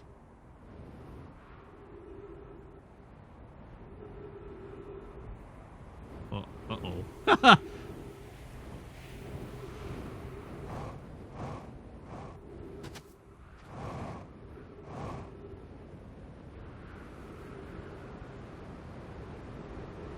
I need to stop hitting escape velocity.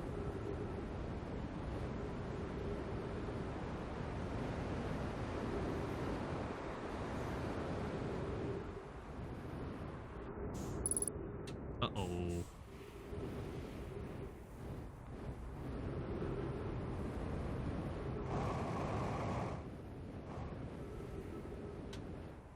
Really?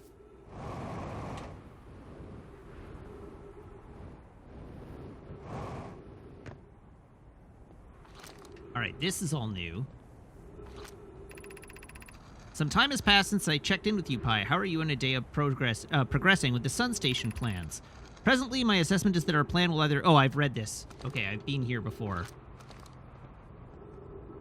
Ow! Right, I remember this one.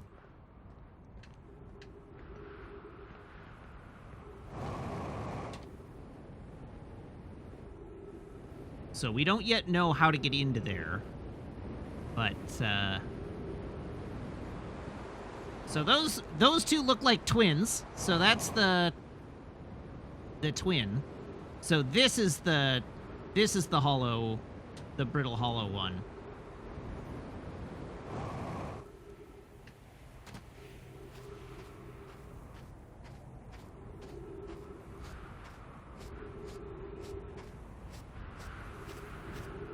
Let's just get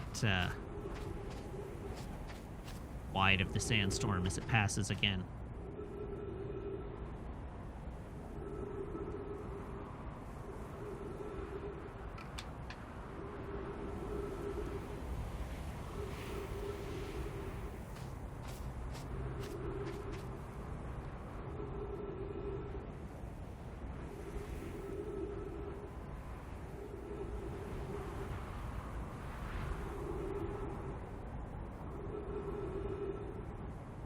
Come on, Ember Twin.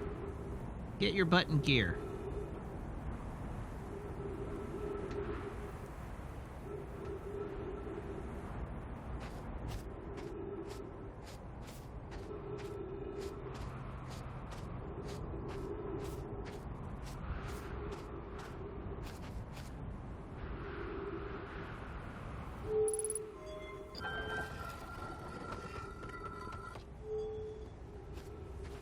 Trees.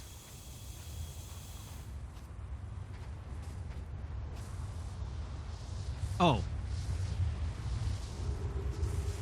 This one is totally Timber Hearth, isn't it?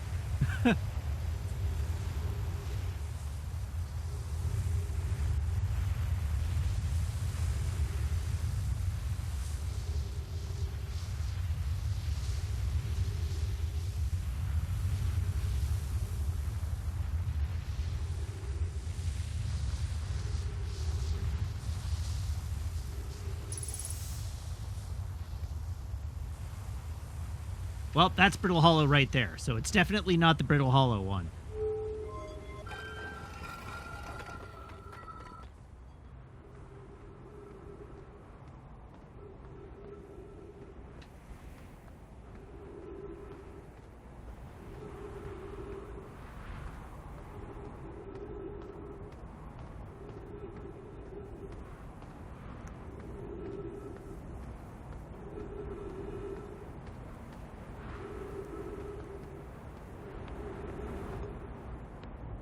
Was it this one?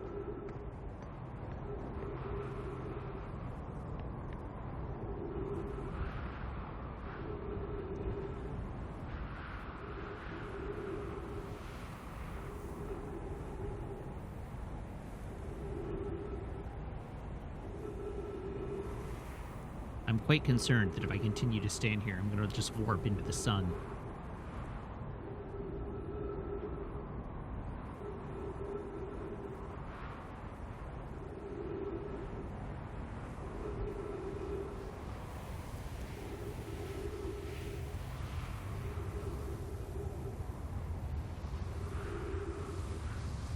Well, I do wish I'd been paying closer attention to which pad I...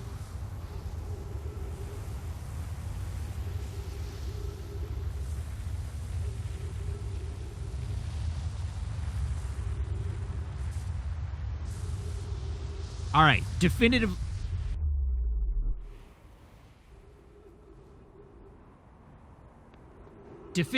Ember Twin.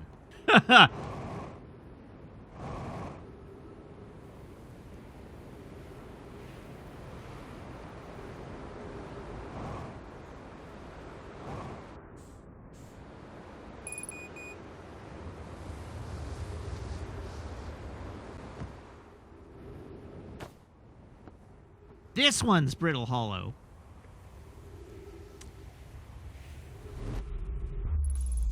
There we go.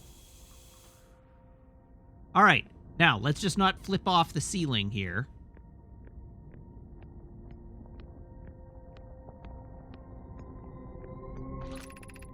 Return warp status. Charge. Step onto the warp receiver platform to activate the return warp.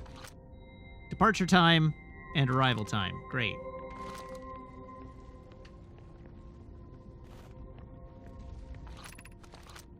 Black Hole Forge, left, 30 meters.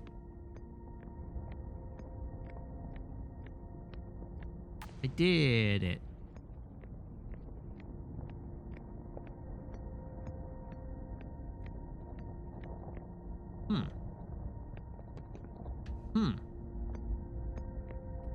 Okay, well.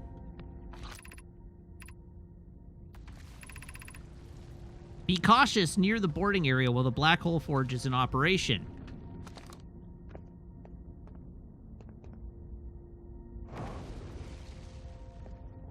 Boom. Okay, we've made it into the Black Hole Forge. Cool beans.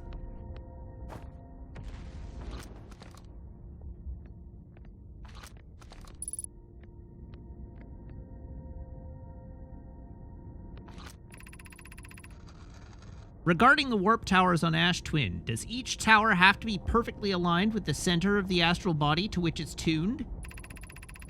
We don't need the alignment angle to be exact, it only needs to be within 5 degrees of the astral body's center. Of note, this gives us a slightly longer warp window. I imagine this window will last roughly several seconds. As such, any Nomai stepping onto the warp platform during the active window will be immediately warped. We will need to be careful around the platform for the duration of the time it's active to avoid accidental transportation. I enjoy precision as much as the next Nomai, but if, for example, a tower's base were to shift even slightly, that tower might no longer align with its astral body. More accurately, I enjoy precision as much as the next Nomai, provided the next Nomai is not poke.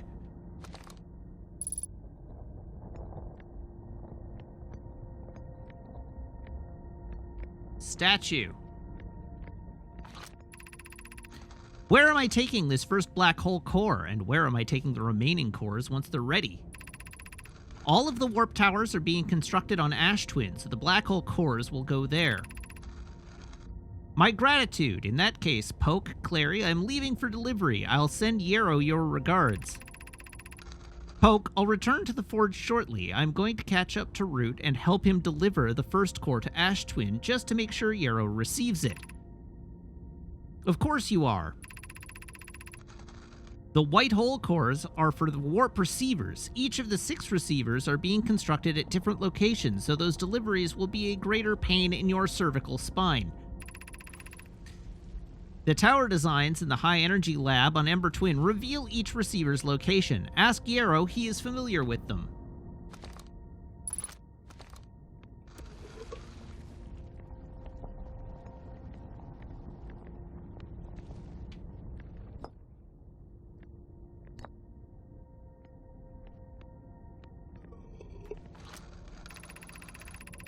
Of note, Yarrow believes he spotted a flaw in the warp tower designs, namely that one of the warp towers on Ash Twin will never activate because its warp receiver will never align overhead. Does your romantic interest think a warp tower's alignment point is its receiver? Does he not know that a warp tower always aligns with the center of its corresponding astral body? That isn't an unreasonable belief, given the receiver does have to be located on or in close orbit around the relevant astral body.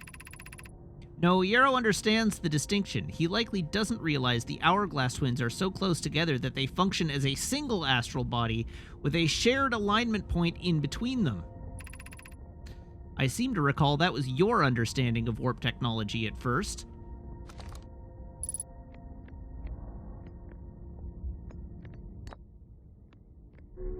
Zoop.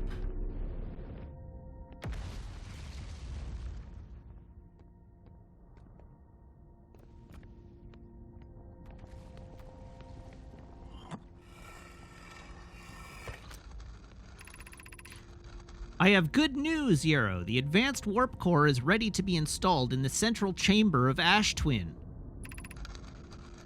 No, it isn't. Is everything well at the forge? Don't worry, love. Poke is only nervous. The core is extraordinary, and her design work is beautifully clever. The core's durability could still be improved. I need more time. Ignore her, Yarrow. The core is finished, and if my sister tells you otherwise, then she will be finished as well. I'm intrigued, love. Everyone here working on the Ash Twin project is excited to see it. Pi is beside herself with joy.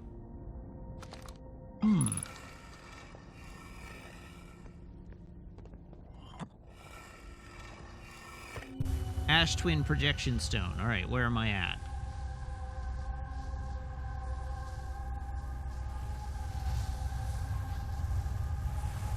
Huh. All right, then.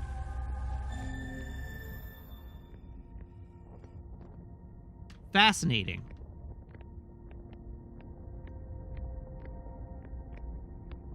Well, since we're here and we've still got some time, let's go exploring over this way.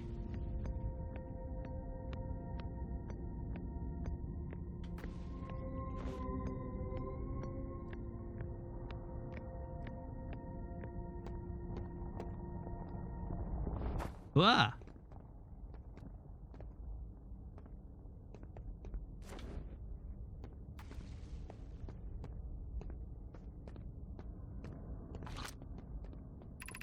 Exit to surface.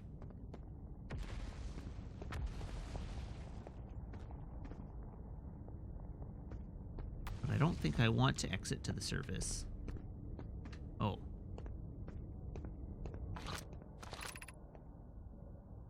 Black Hole Forge North. This way.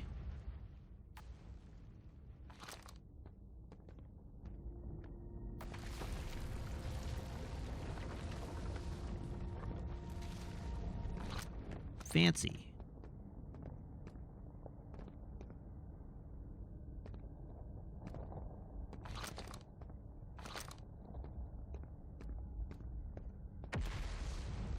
Turns out the real villain was gross negligence. I mean, yeah.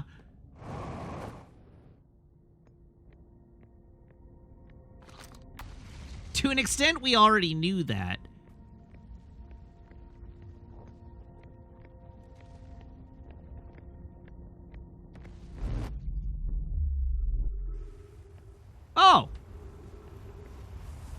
neat.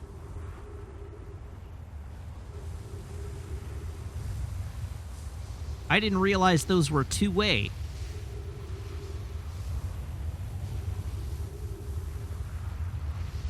Oh, Jesus. I suppose the game did tell me it would take me back, but I didn't realize it.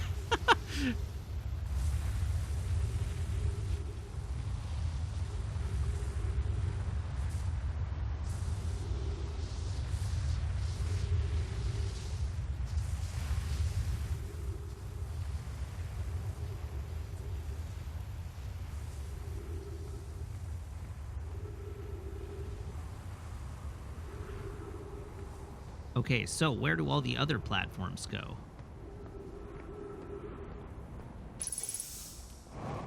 So that's Timber Hearth. Where's my ship? Damn it! Alright, where's the center of this planet?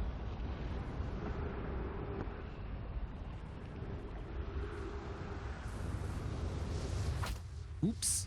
Well, who needs knees, right?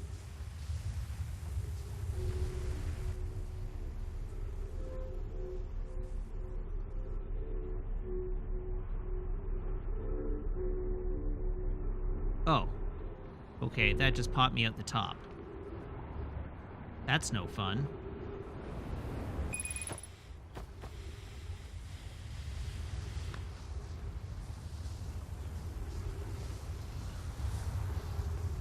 Oh, believe me, you don't need to tell me that knees are a resource you can spend.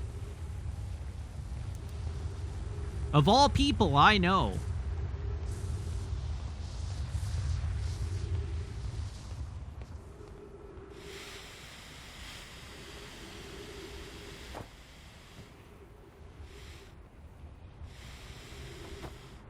Oh yeah, we're super out of fuel. I'm in a lot of trouble here.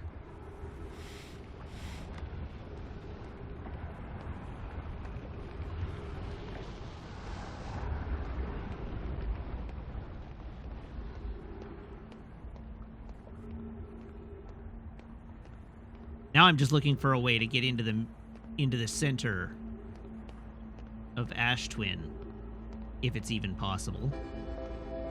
Oh. Welp.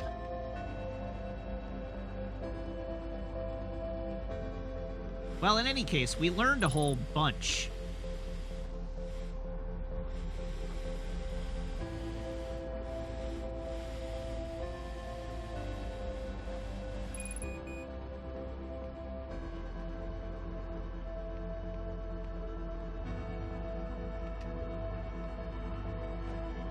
So there must be a teleport station.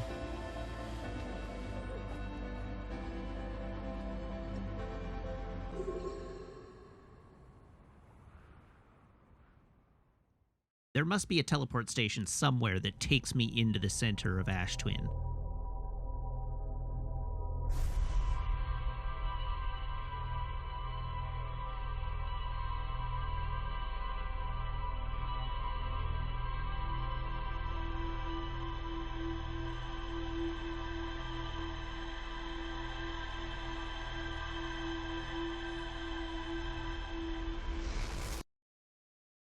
We're dead, but we were dead anyhow.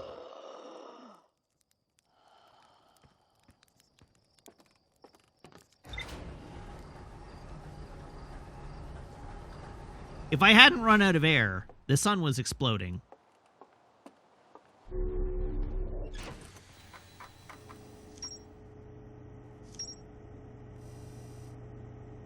Really, that's all I got, hey?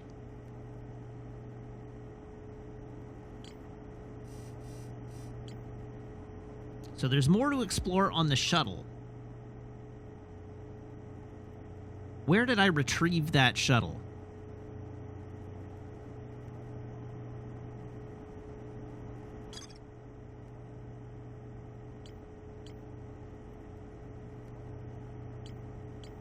And we still haven't figured out how to get into the Tower of Quantum Knowledge. That one's still eluding me. The high energy lab stuff did get recorded before everything broke.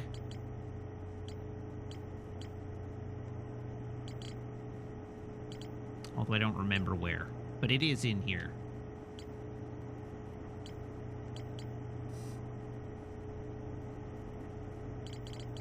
Somewhere. High energy lab, there it is.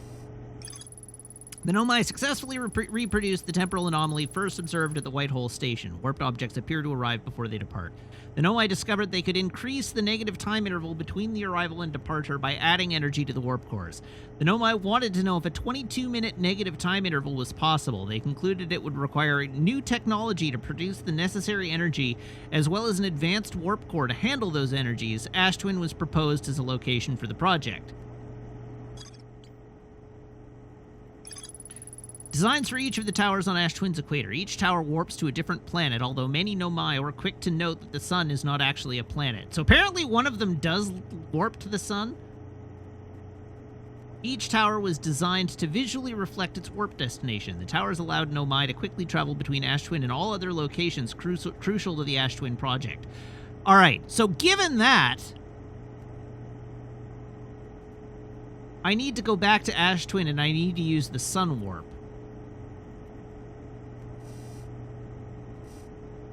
So we've got sun.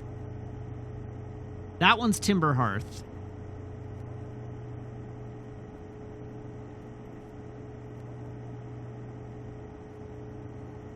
That one's Brittle Hollow. And I have no... Oh, and that one's the deep. The deep one. Right. And I found the Sun Warp Station, but I couldn't figure out how to get into it. That's right. Okay. Giant's Deep is correct.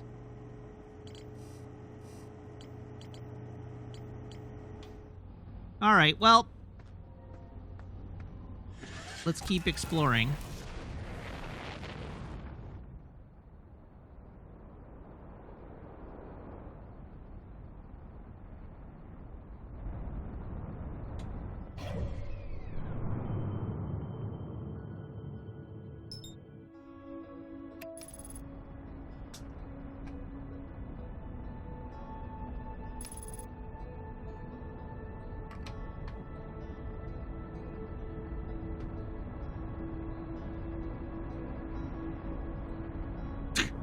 That was close.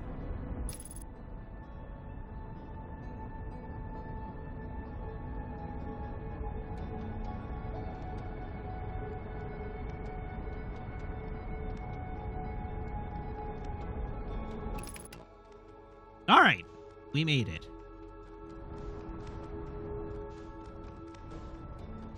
But it did not set me down quite where I wanted to land.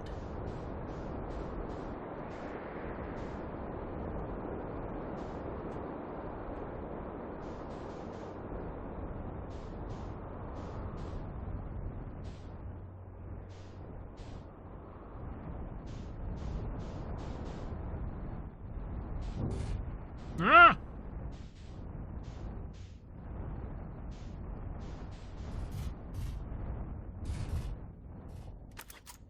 Good enough.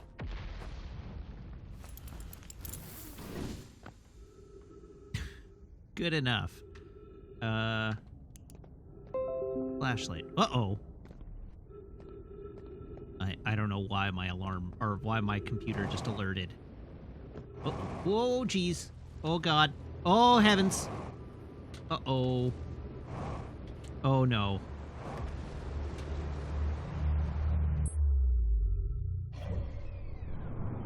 Whoops.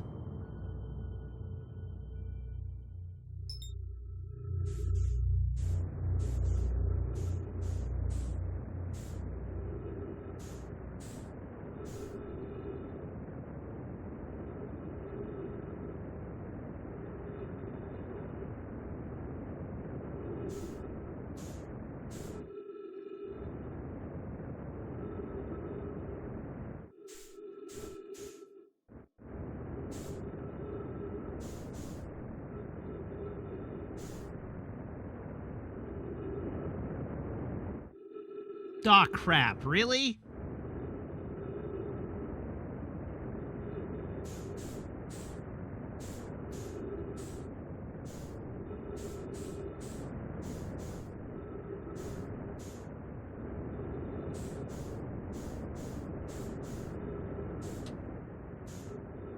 I am indeed flying back in the suit.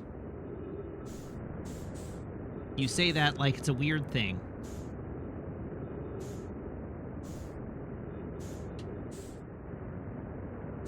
Even though the planet is going faster than I am somehow.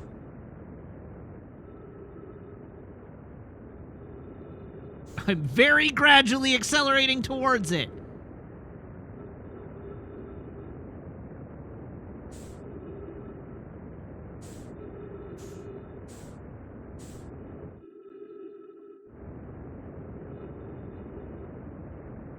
I'm gonna run out of fuel and die in space.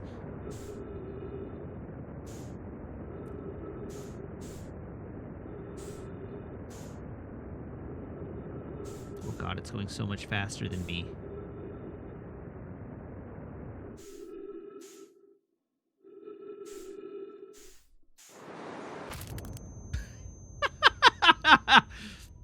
Well, that's why it was going so much faster than me.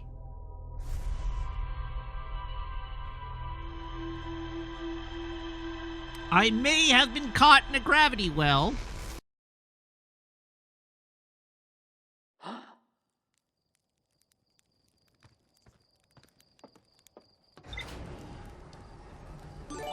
Zero 2 and Diamond MX, thank you very much for the resubs. Diamond MX resubbing for 16 months.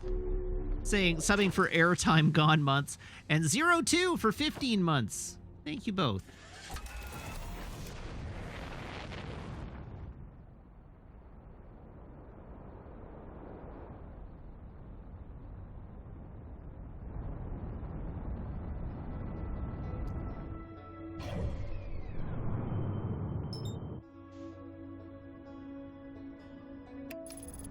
Take me away, autopilot. Ark of the Conclave asks, how far am I through this wonderful game? That's a great question. I have no idea.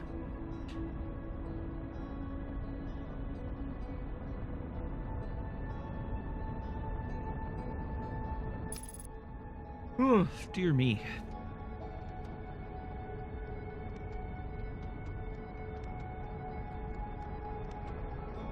I don't know what I don't know what constitutes game progress at this point.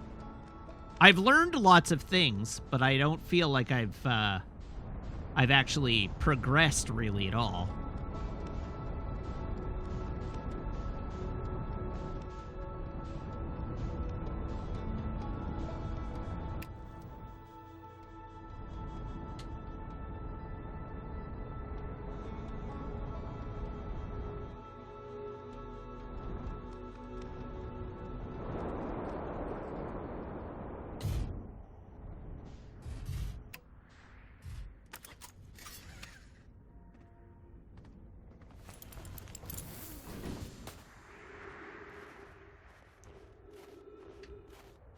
Alright, where's the damn... Why did I land on the surface? That was stupid of me.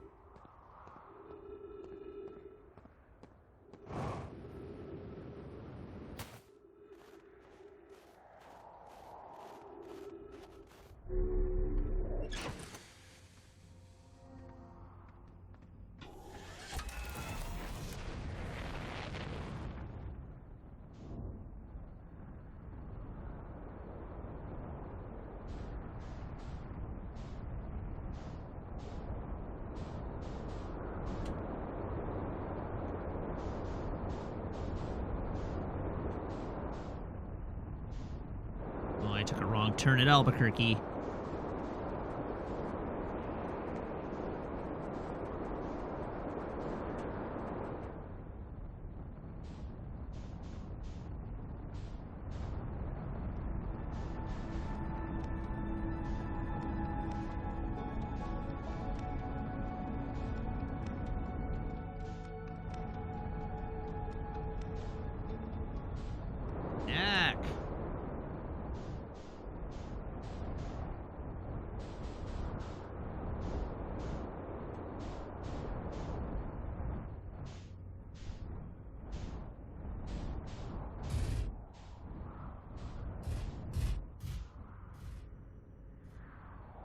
think.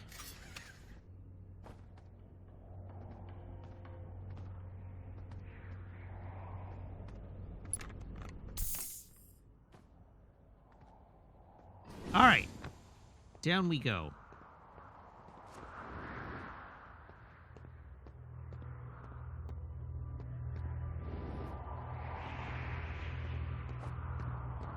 We've explored all of that in the past.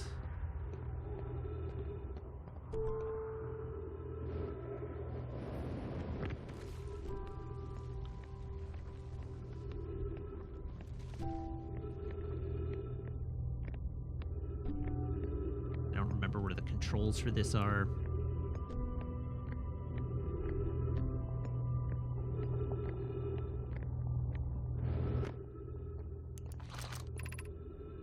Crossroads. Ah, there are the controls.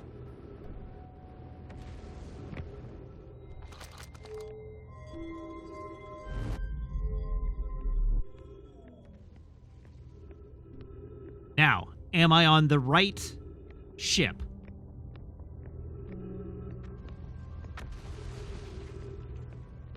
Have I come to the right cannon?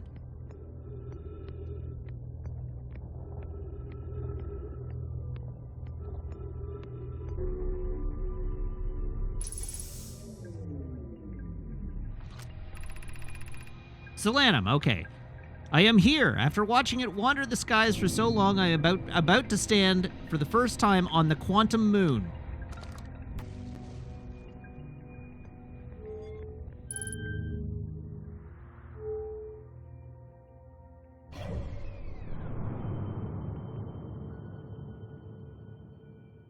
Oh, I launched myself into space by mistake.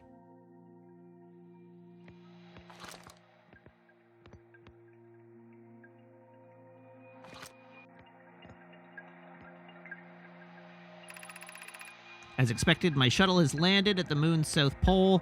I will make the remainder of my journey on foot. We don't know why the quantum moon always welcomes its visitors at the south pole, it's just that this is true. As a child, I considered such unknowns sinister. Now, though, I understand they bear no ill will. The universe is, and we are. I am ready.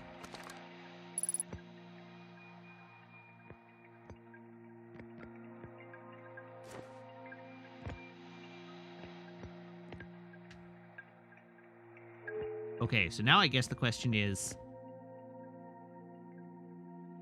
am I actually flying towards the quantum moon?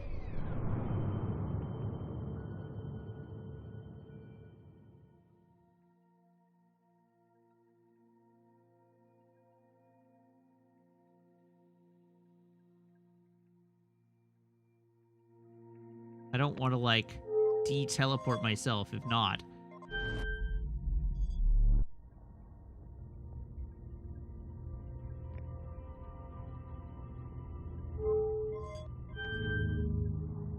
Yeet.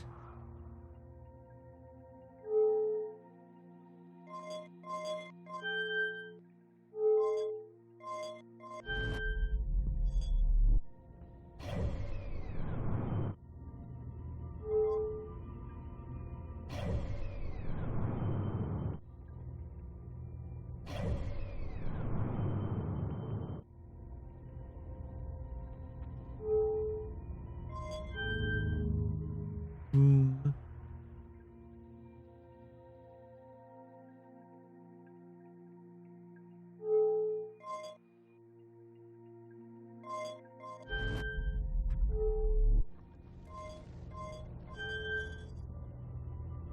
What does that one do?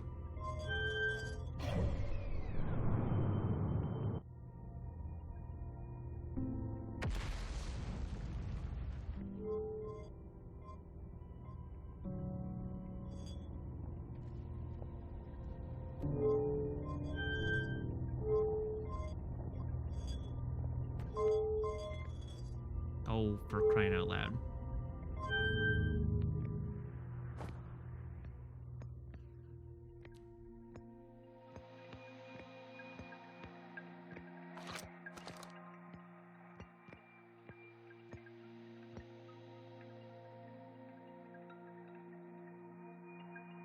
The game says there's more to explore here, so this is obviously, like, A component of a puzzle solution.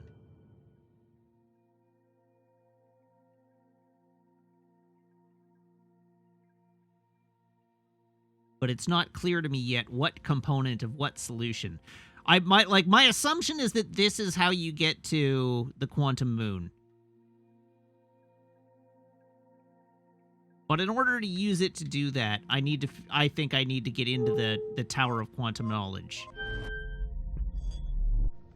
I had read the whole log before, yes.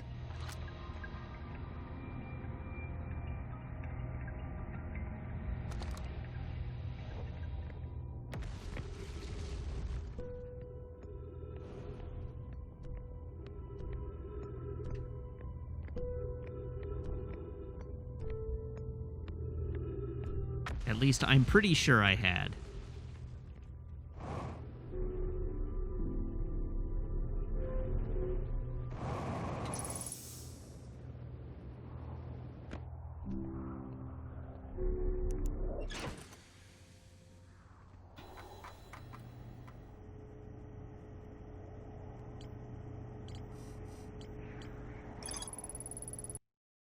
And we're back.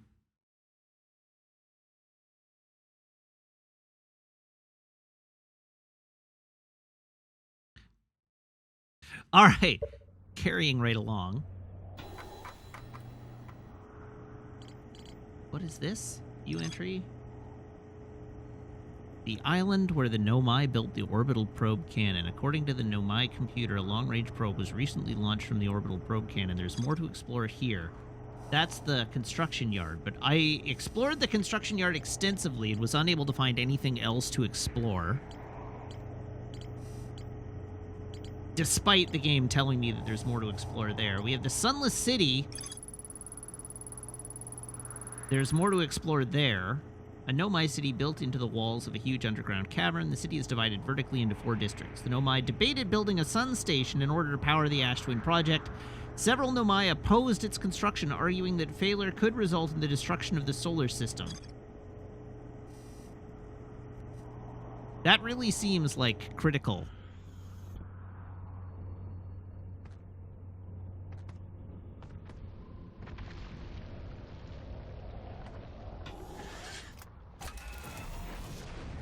Let's inadvertently yeet myself into the sun. Let's advertently yeet myself into the sun.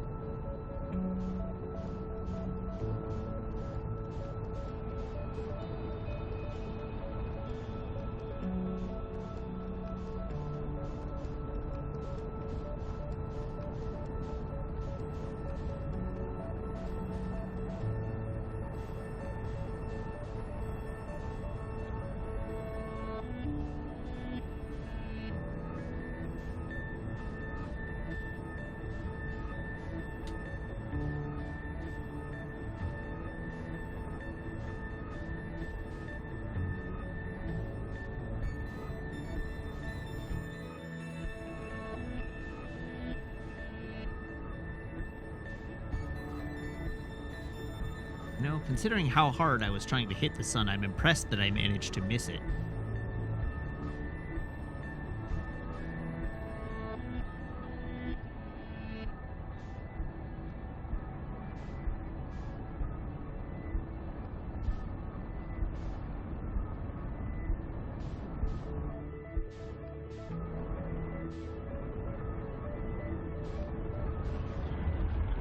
Oops!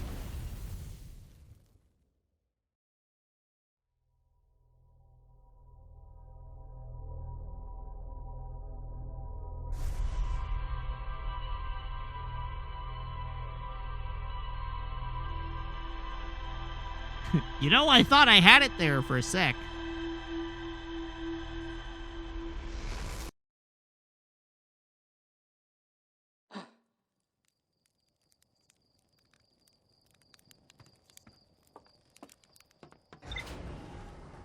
All right, this time we're going back to Ember Twin. Since there's clearly more in the Sunless City for me to explore.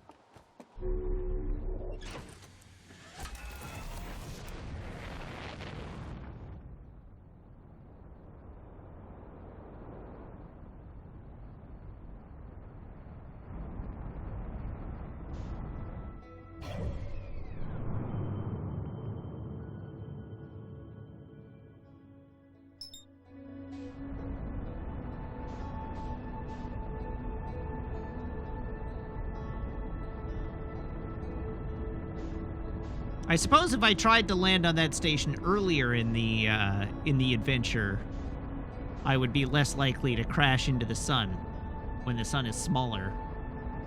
Whoops. Oh, Lord. Oh, God, why?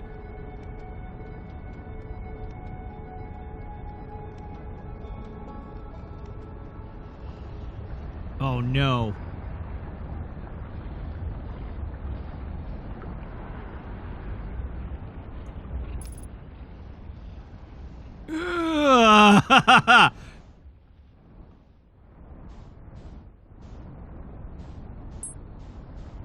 Well, now I'm going for it.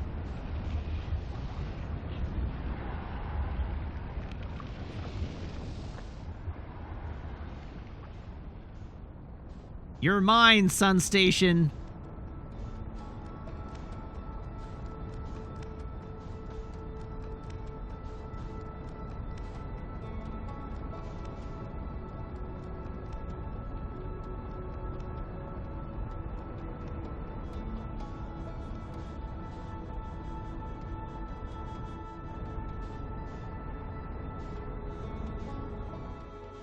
I want to get a lock-on it.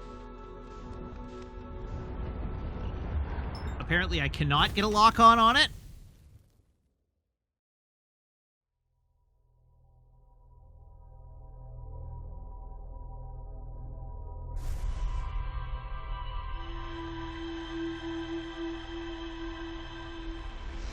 All right, this time I'm going to do what I said I was going to do.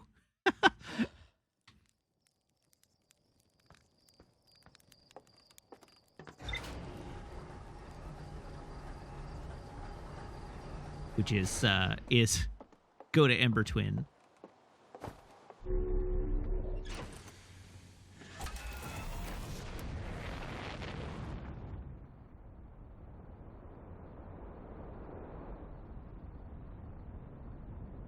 All right, we're out of the atmosphere.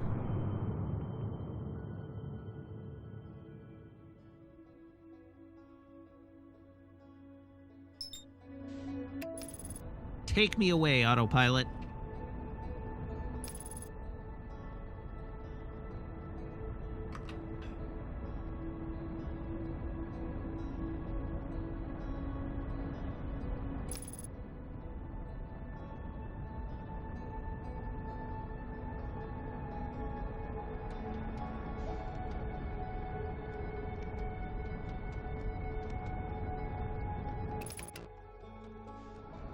Okie dokie. So, we are looking for...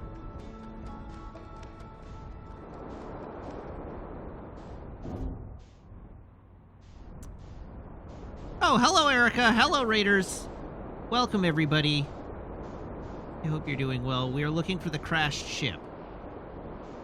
Wherever the crashed ship is. How is Minecraft this evening? I presume.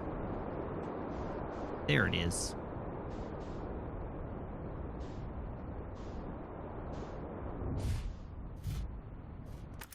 Ah, you put a roof on a cathedral. Nice. Well, to those of you just joining us, we're still piecing together the mystery. But, and I have only thrown myself into the sun a handful of times so far.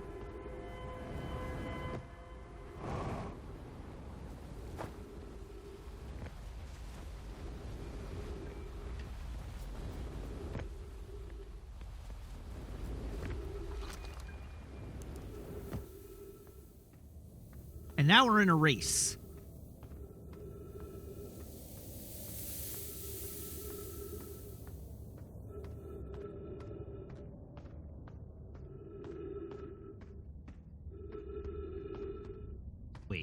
just go here.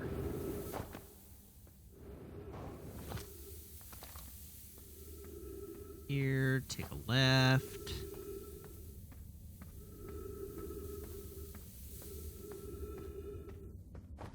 Up through the ceiling. Bonk my head on the roof.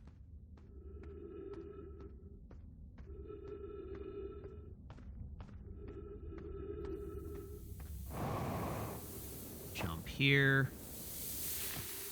Through there.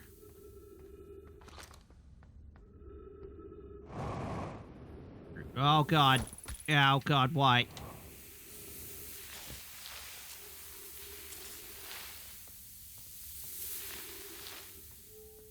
Okay. Open the door.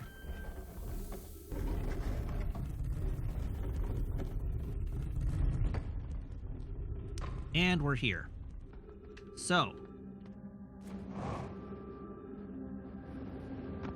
Now that we're here, we have the Anglerfish Overlook District.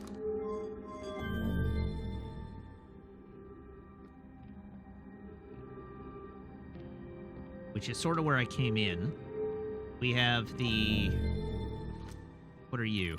The Stepping Stone District, which I haven't explored yet. We have the High Energy Lab, which is way down at the bottom. And we have the Eye Shrine, which I have explored partially.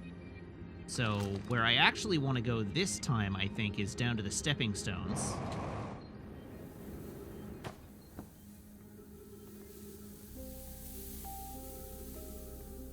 And see what's here.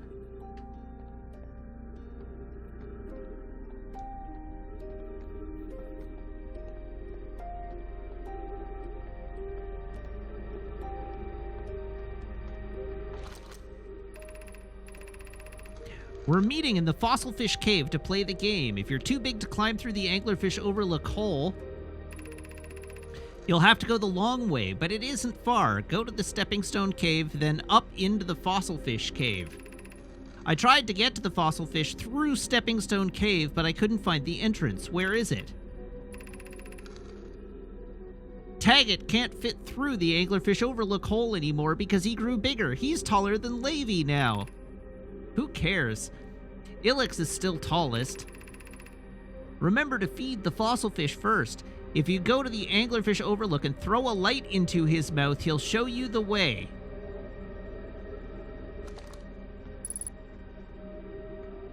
Seems like we've learned a thing about anglerfish.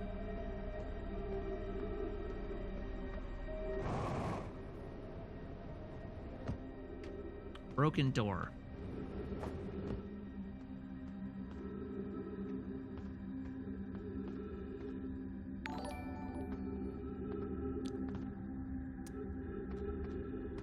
Cyber Wooden Indian, thank you very much for the follow. Welcome to the channel.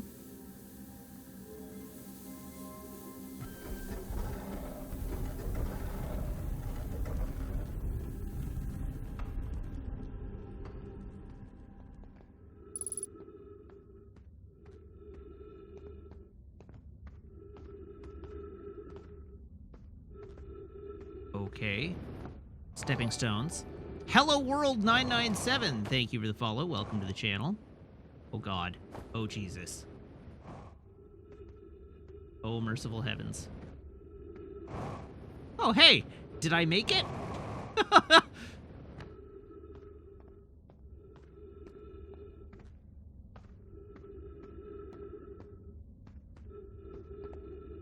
I lived!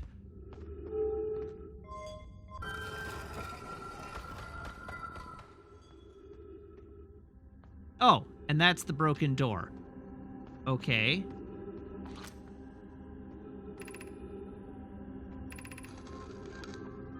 Are we playing the fossil fish game tonight? I fed the fossil fish a new lantern. If you go to Stepping Stone Cave, the entrance to the fossil fish cave is easy to see now. Gratitude, Solanum. It's good you're small enough to climb into the hole at the Anglerfish Overlook. I'm still small enough. You won't be for long. Mom and Dad are tall, so you and I will be tall too.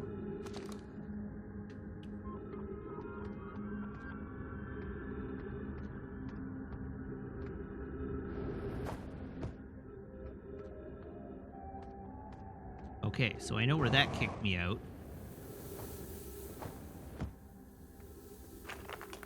So, we're looking for the long way around into the anglerfish cave. The entrance to the anglerfish cave is apparently easy to see from the stepping stones. We're supposed to go into the stepping stones and climb up.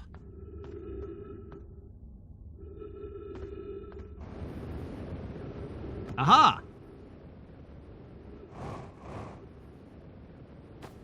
Wait, am I just back where I...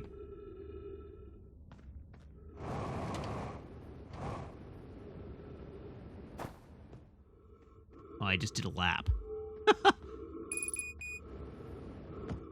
Oh, this is awkward.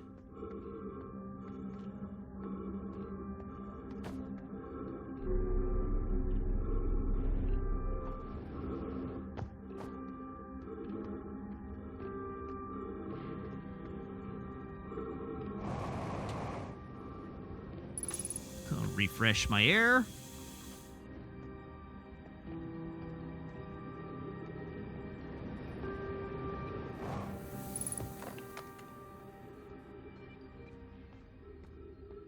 Go to Stepping Stone Cave, which is here.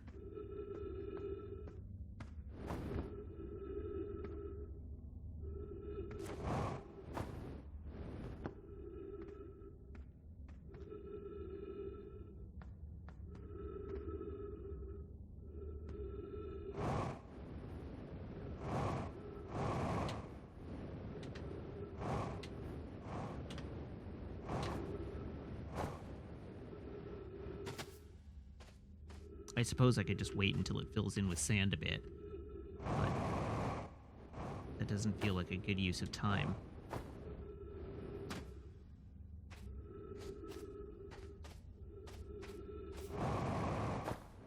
I guess the other alternative is I could go to the viewing area for the anglerfish and drop my launcher in. Or drop my scout in, and that might lead the way.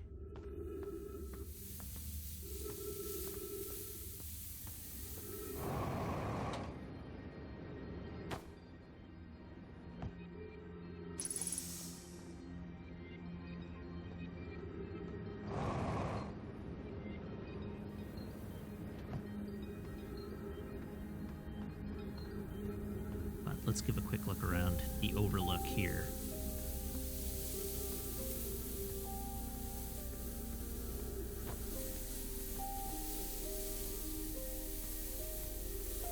Ooh.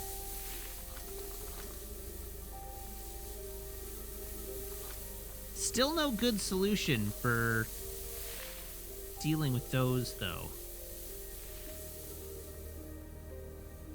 I assume there must be a solution for them at some point.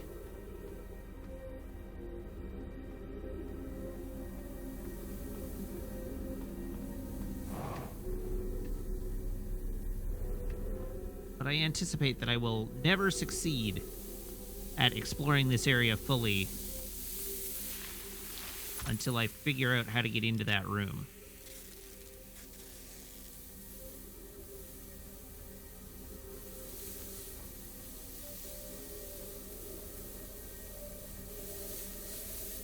Which was not that one.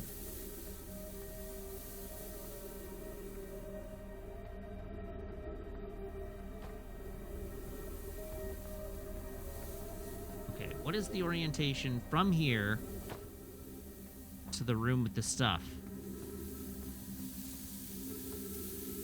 Straight across.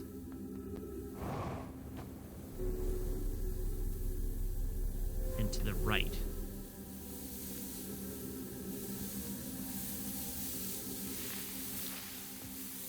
Bingo!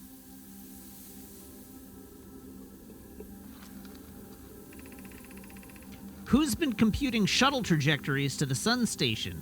Don't worry, the station is in such a low stellar orbit, we've constructed a different, safer way to travel there from Ash Twin. It's a purely theoretical exercise on my part, Eero. Who doesn't love computing a good low stellar orbit shuttle trajectory? Pi, I look forward to working with you, but I'm also relieved it will be easy to return to Ash Twin regularly.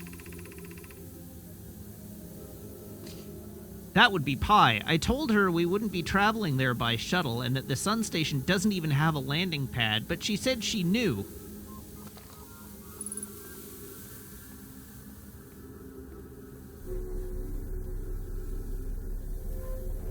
There we go. Look at that.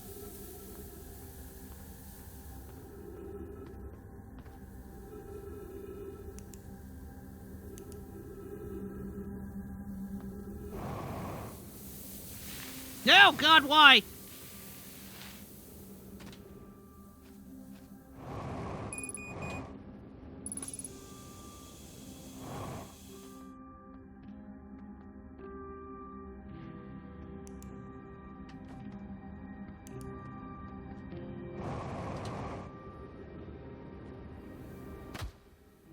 That's fine. I didn't need those knees.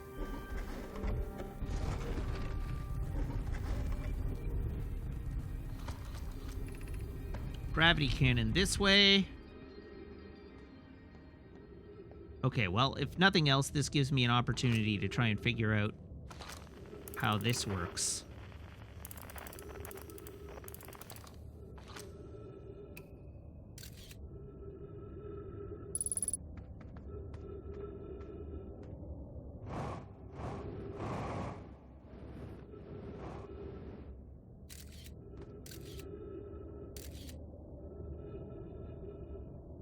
So that's all super dangerous. Don't want to go down there.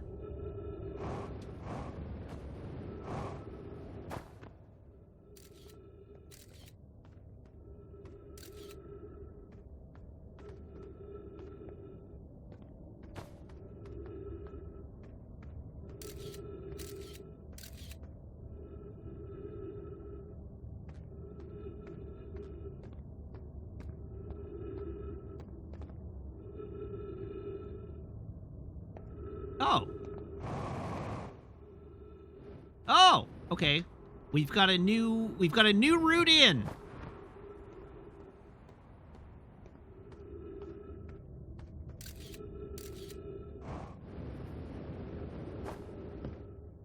And it seems like I figured out how ghost matter works. Still don't know how to deal with cacti. But now we have a much faster route in, which is great.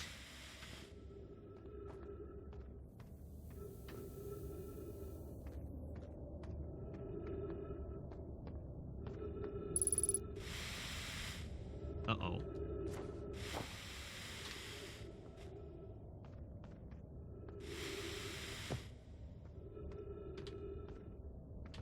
Uh-oh. Uh-oh. Hmm.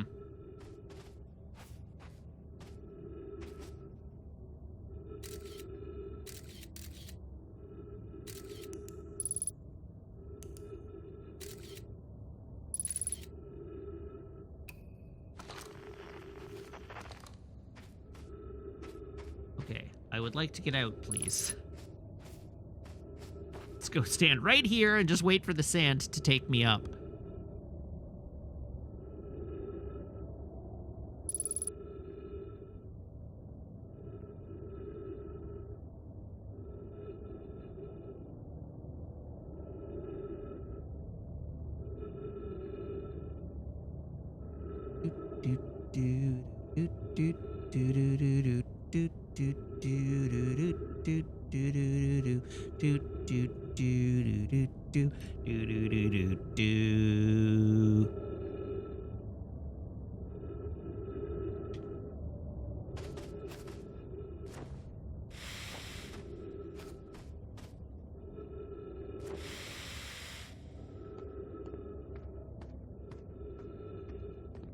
Oh, the sun's looking mighty big. Oh, God. I can't even jump out of that.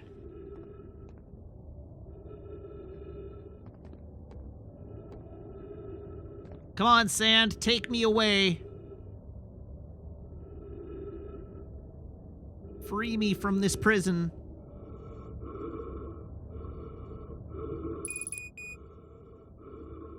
Ideally, free me from this prison faster than 60 seconds from now.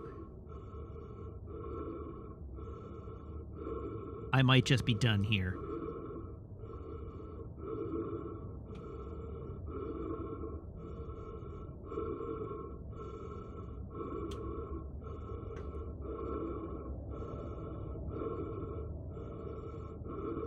I have a sneaking suspicion that the sand is not going to get here fast enough.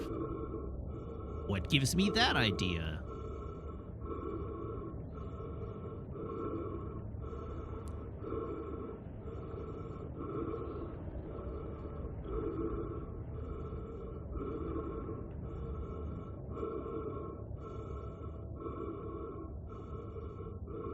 Well, it's been a pleasure serving with you all.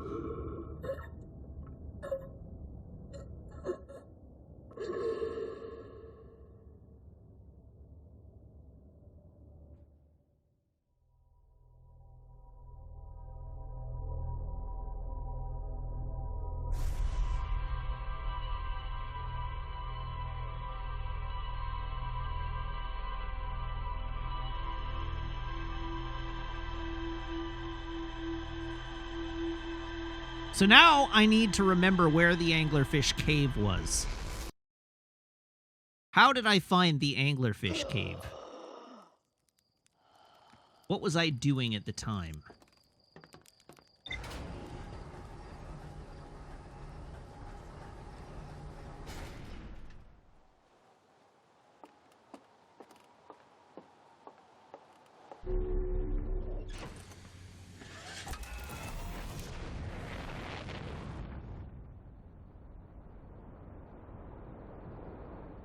I did just walk past it. I just don't remember what precisely I was doing at the time I discovered it the first time round.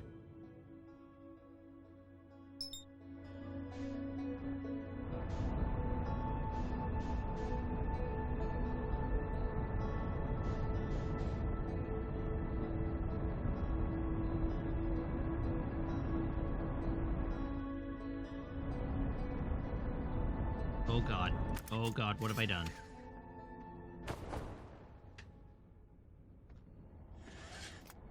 Everything's fine. Everything is not fine.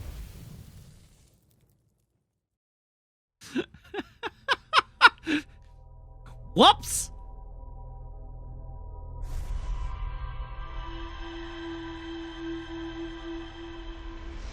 Hey, remember that time you bounced off Ash Twin into the sun?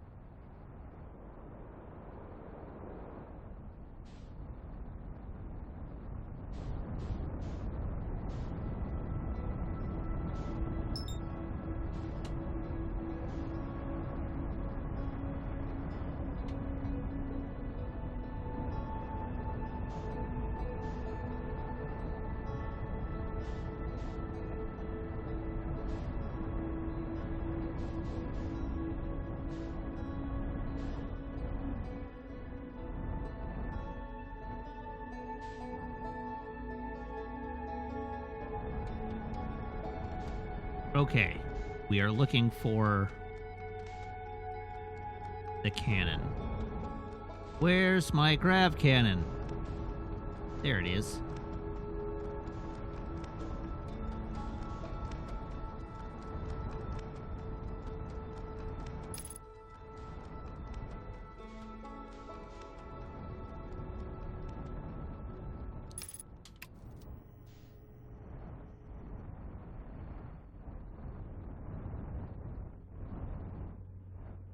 Down we go.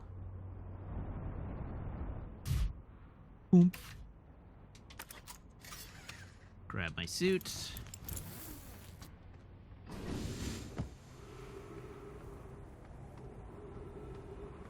Hello, grab cannon.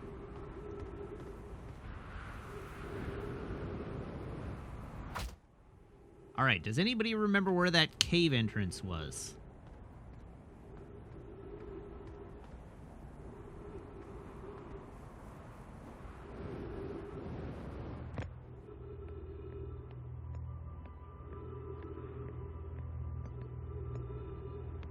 About halfway up the cliff behind the cannon.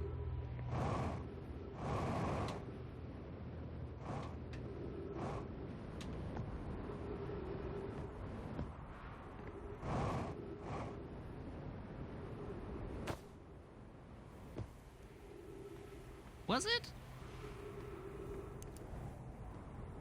It's probably be easier to do during the daytime.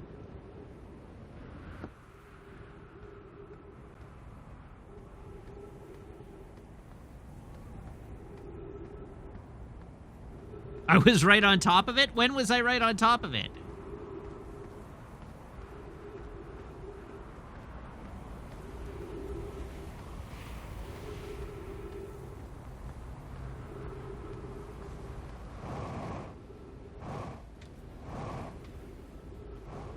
Oh, there it is. I see it. Right there. Boonk.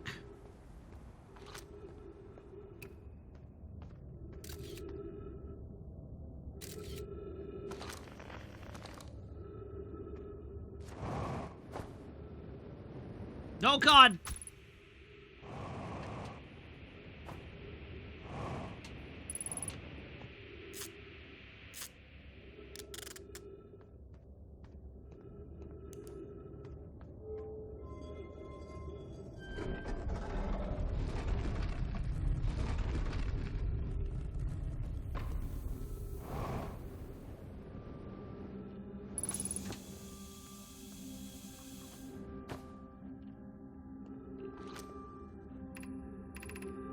High energy lab, eye shrine, stepping stone, anglerfish.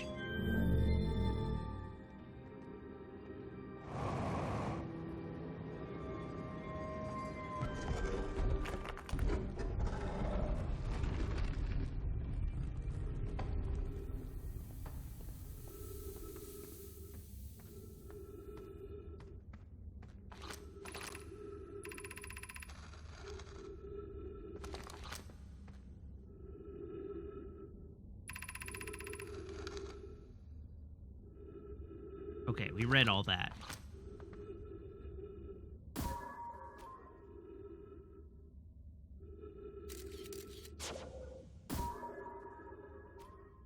Oh-ho!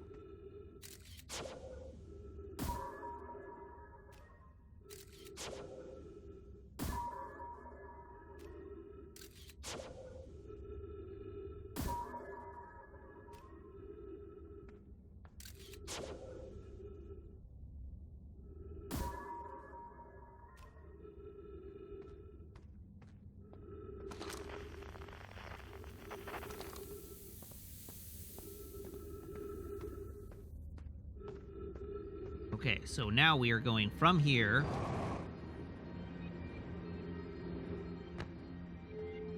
to the stepping stones.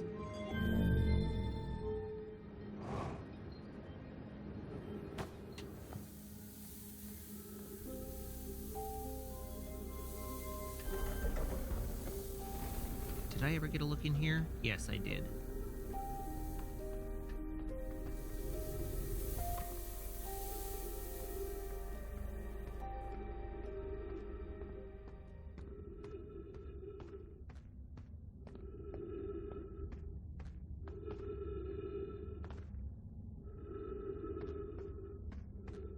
All right, so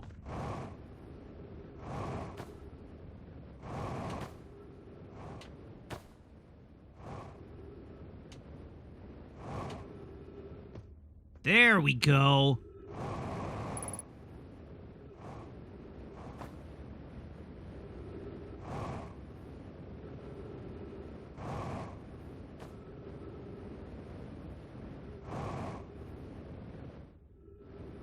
no, no, no.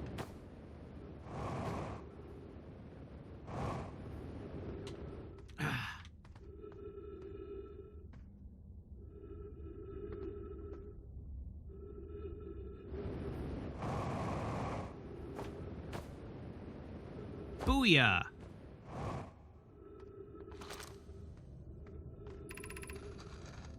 Whoever was it when we ended last time is the anglerfish. Rule change. The anglerfish now has to wear a blindfold and do not peek. Why are we changing it? It's too hard if you can't see anything. Aunt Pie says the real anglerfish are blind, so you have to wear a blindfold. The rule stands. Rule update. It's okay if younger kids don't wear the blindfold while they're it. The rest of us will still wear it for scientific accuracy and to make the game more even. The rest of us, the little fish, line up against one wall. When the anglerfish says so, the little fish sneak across to the other side. If the anglerfish catches you, you're eaten. Last little fish to be caught is the new anglerfish. The old anglerfish gives the new anglerfish the blindfold and becomes a little fish.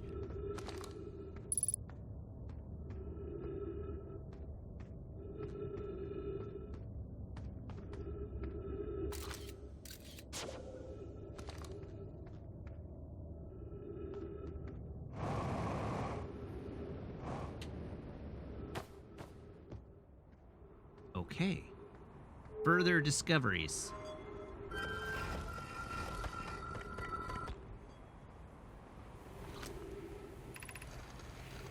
Anglerfish study.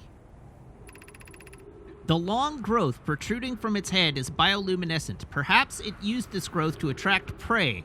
A lure?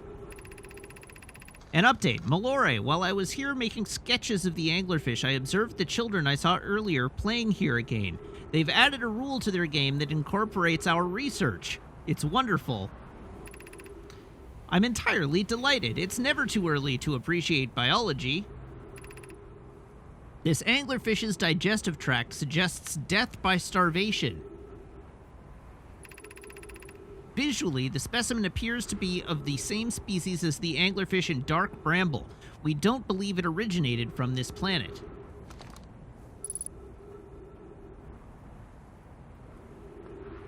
I was expecting more explicit instructions, but I guess the kids have sort of figured it out, so that's fine by me.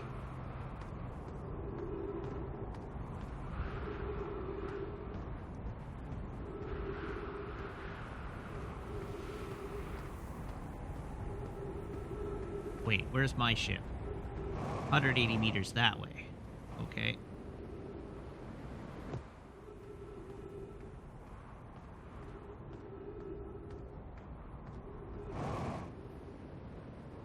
There it is. Hello, ship.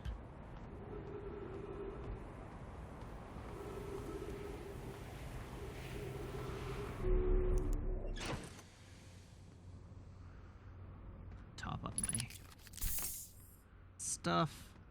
View the ship's log. Anglerfish fossil. Alright, cool. There's still more to explore in the Sunless City. But probably not on this rotation. Well, maybe on this rotation. I have other things I want to do.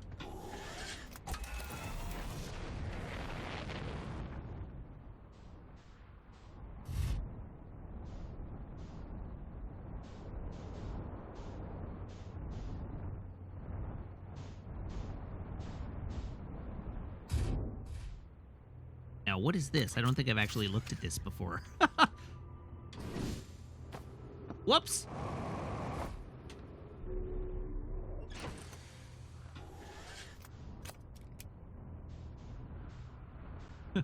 Oops.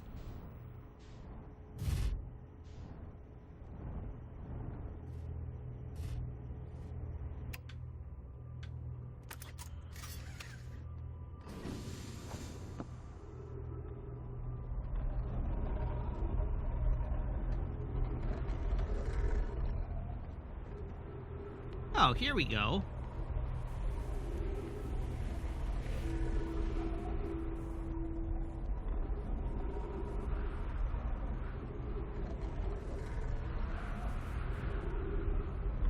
hell?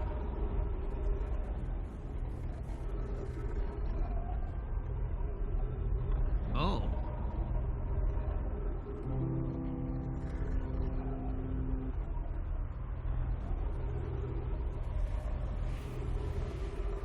What's your deal?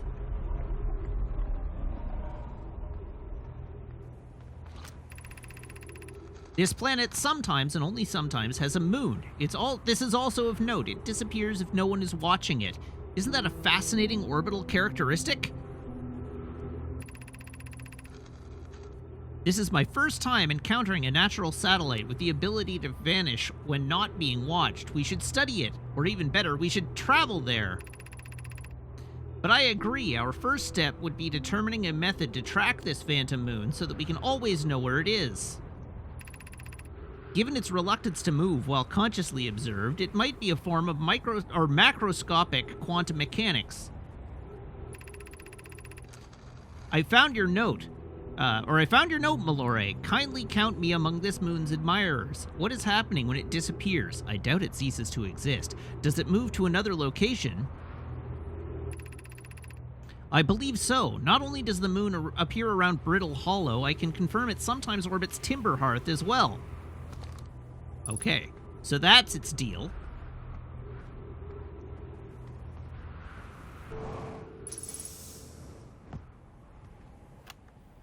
Church's research notes, property of Church. Clearly, the Nomai were making astronomical observations here. They chose an excellent spot. What is this big rotating device for? What is it the Nomai were observing? I'd posit there's something special about the orange symbol on that device. Hal and the new astronaut's translator tool would be nice to have handy about now.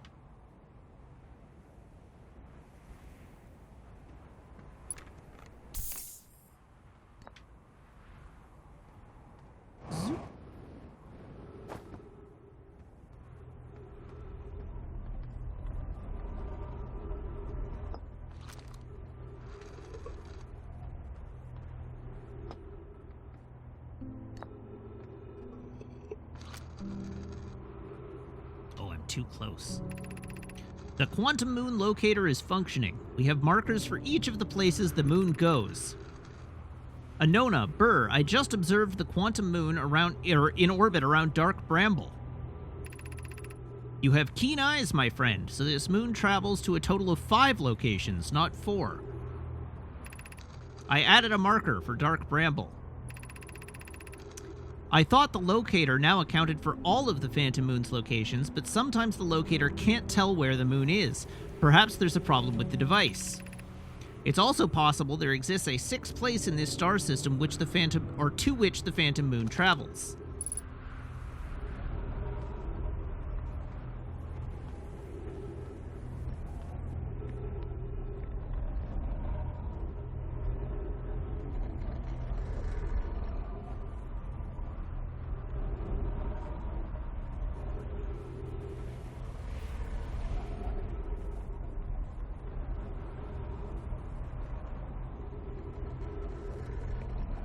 Interesting.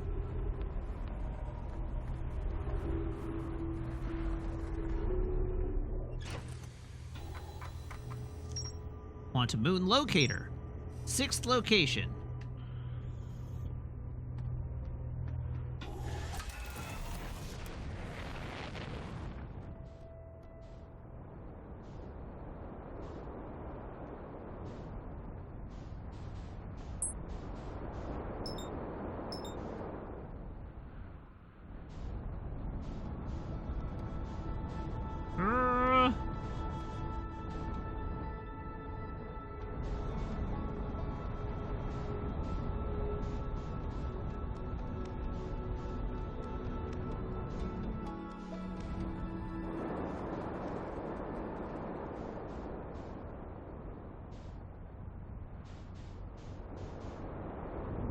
Ah! Oops. Came down a little hard. Uh-oh. My starboard thruster is damaged. That's not great.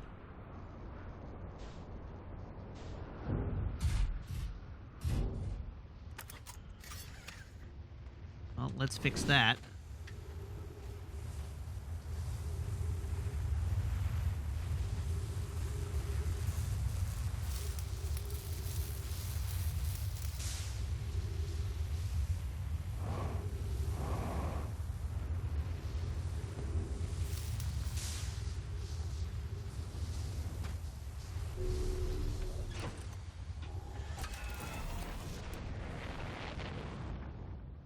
We're flying again. Oh.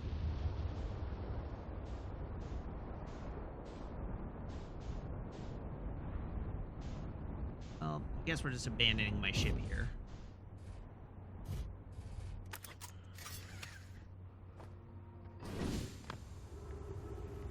Okay, so we get in here from below. Oh, Jesus.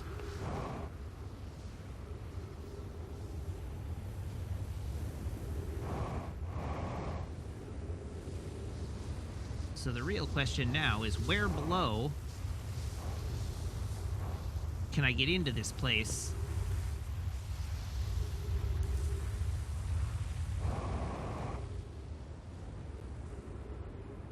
I'm pretty sure this door is broken, right? This door is broken.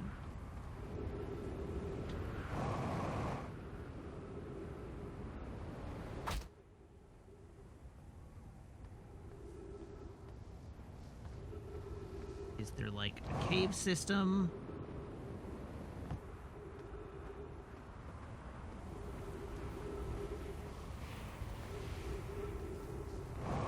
We know there's a lab at the center of this planet, but we don't know how to get into the center of this planet yet. So that's a problem that remains to be solved. No, the platform on the other side of the tower doesn't get us in either. I've tried that before.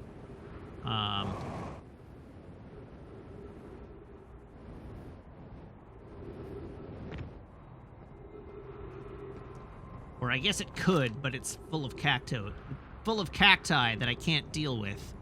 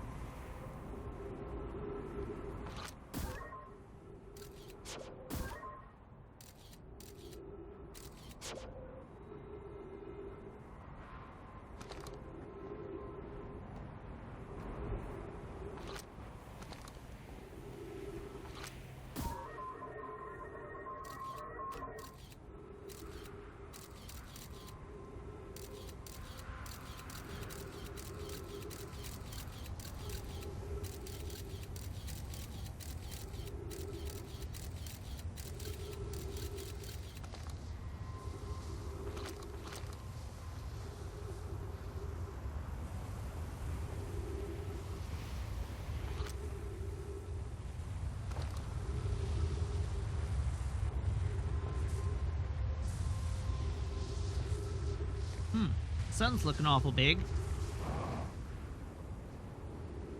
Well, let's do a little peeking around and see if I can figure out how to get into the center of the planet.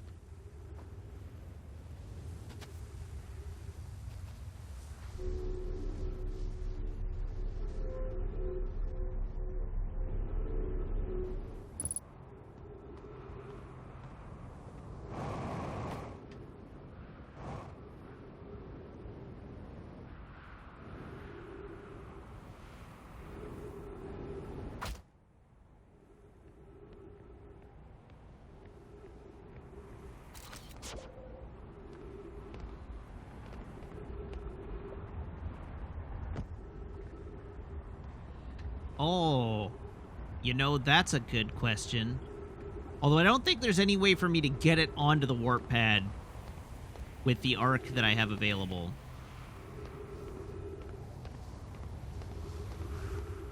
What am I doing right now? Right now, I'm dirtling around until the sun explodes.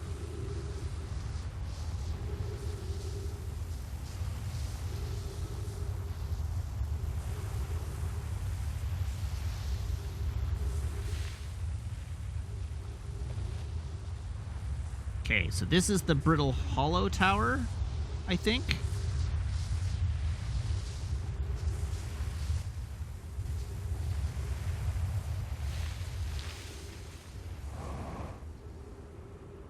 Oh, no, it is not.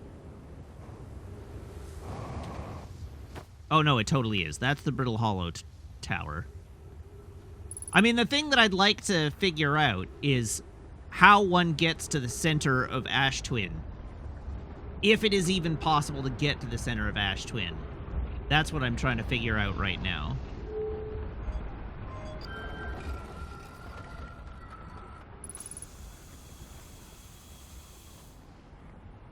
This is Timberhearth, I think I determined.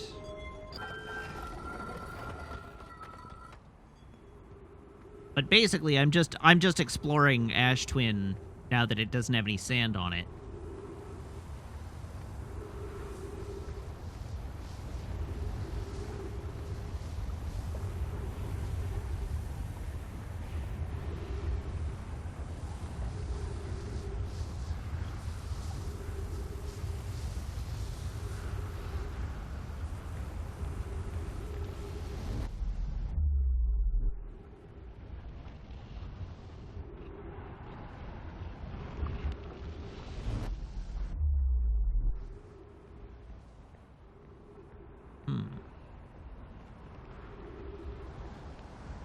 And we're out of alignment.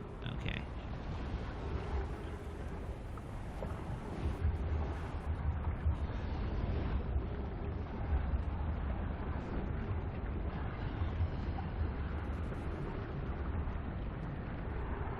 Okay, and I'm now back at the sun tower.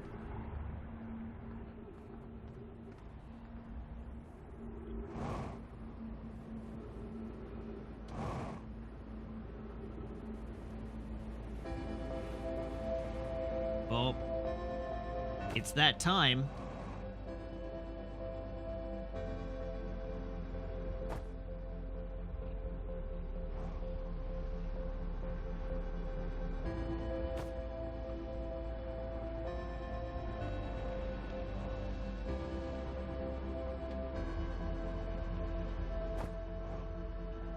Wow, how did I do that loop?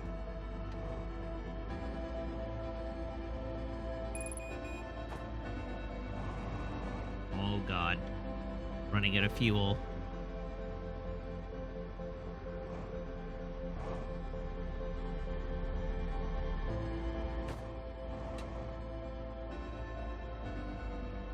Okay. This tower has an empty space underneath it.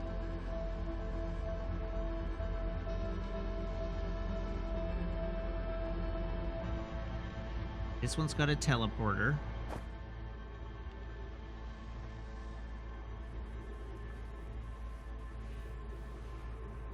Here comes the sun, da-da-da-da.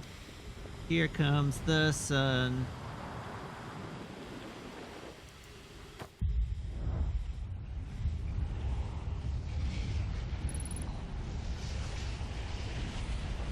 Well, so long, everyone.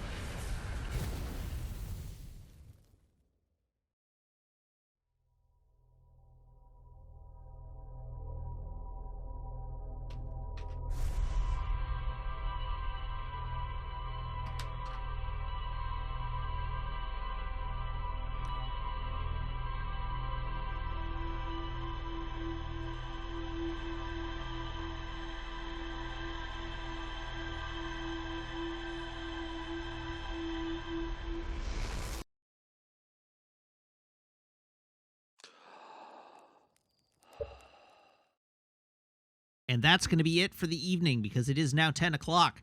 So, thank you very much for tuning in, everybody. Thank you to everybody who subscribes, everybody who follows, everybody who cheers, everybody who chats, and everybody who hangs out and lurks. It is a genuine thrill to stream for you, and I hope you have as much fun watching as I do playing. I will be back tomorrow. Pardon me. Same mat time, same mat channel here on twitch.tv/Wiggins. And we will play more Outer Wilds. I feel like I made a ton of progress tonight.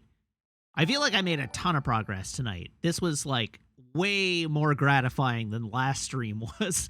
So I feel like I made like concrete progress on virtually every loop, which is great. So we'll come back. We'll do more of this tomorrow, 6:30 p.m. Pacific Daylight Time. I do hope to see you here. Stargazer1204, thank you for the follow. Welcome to the channel.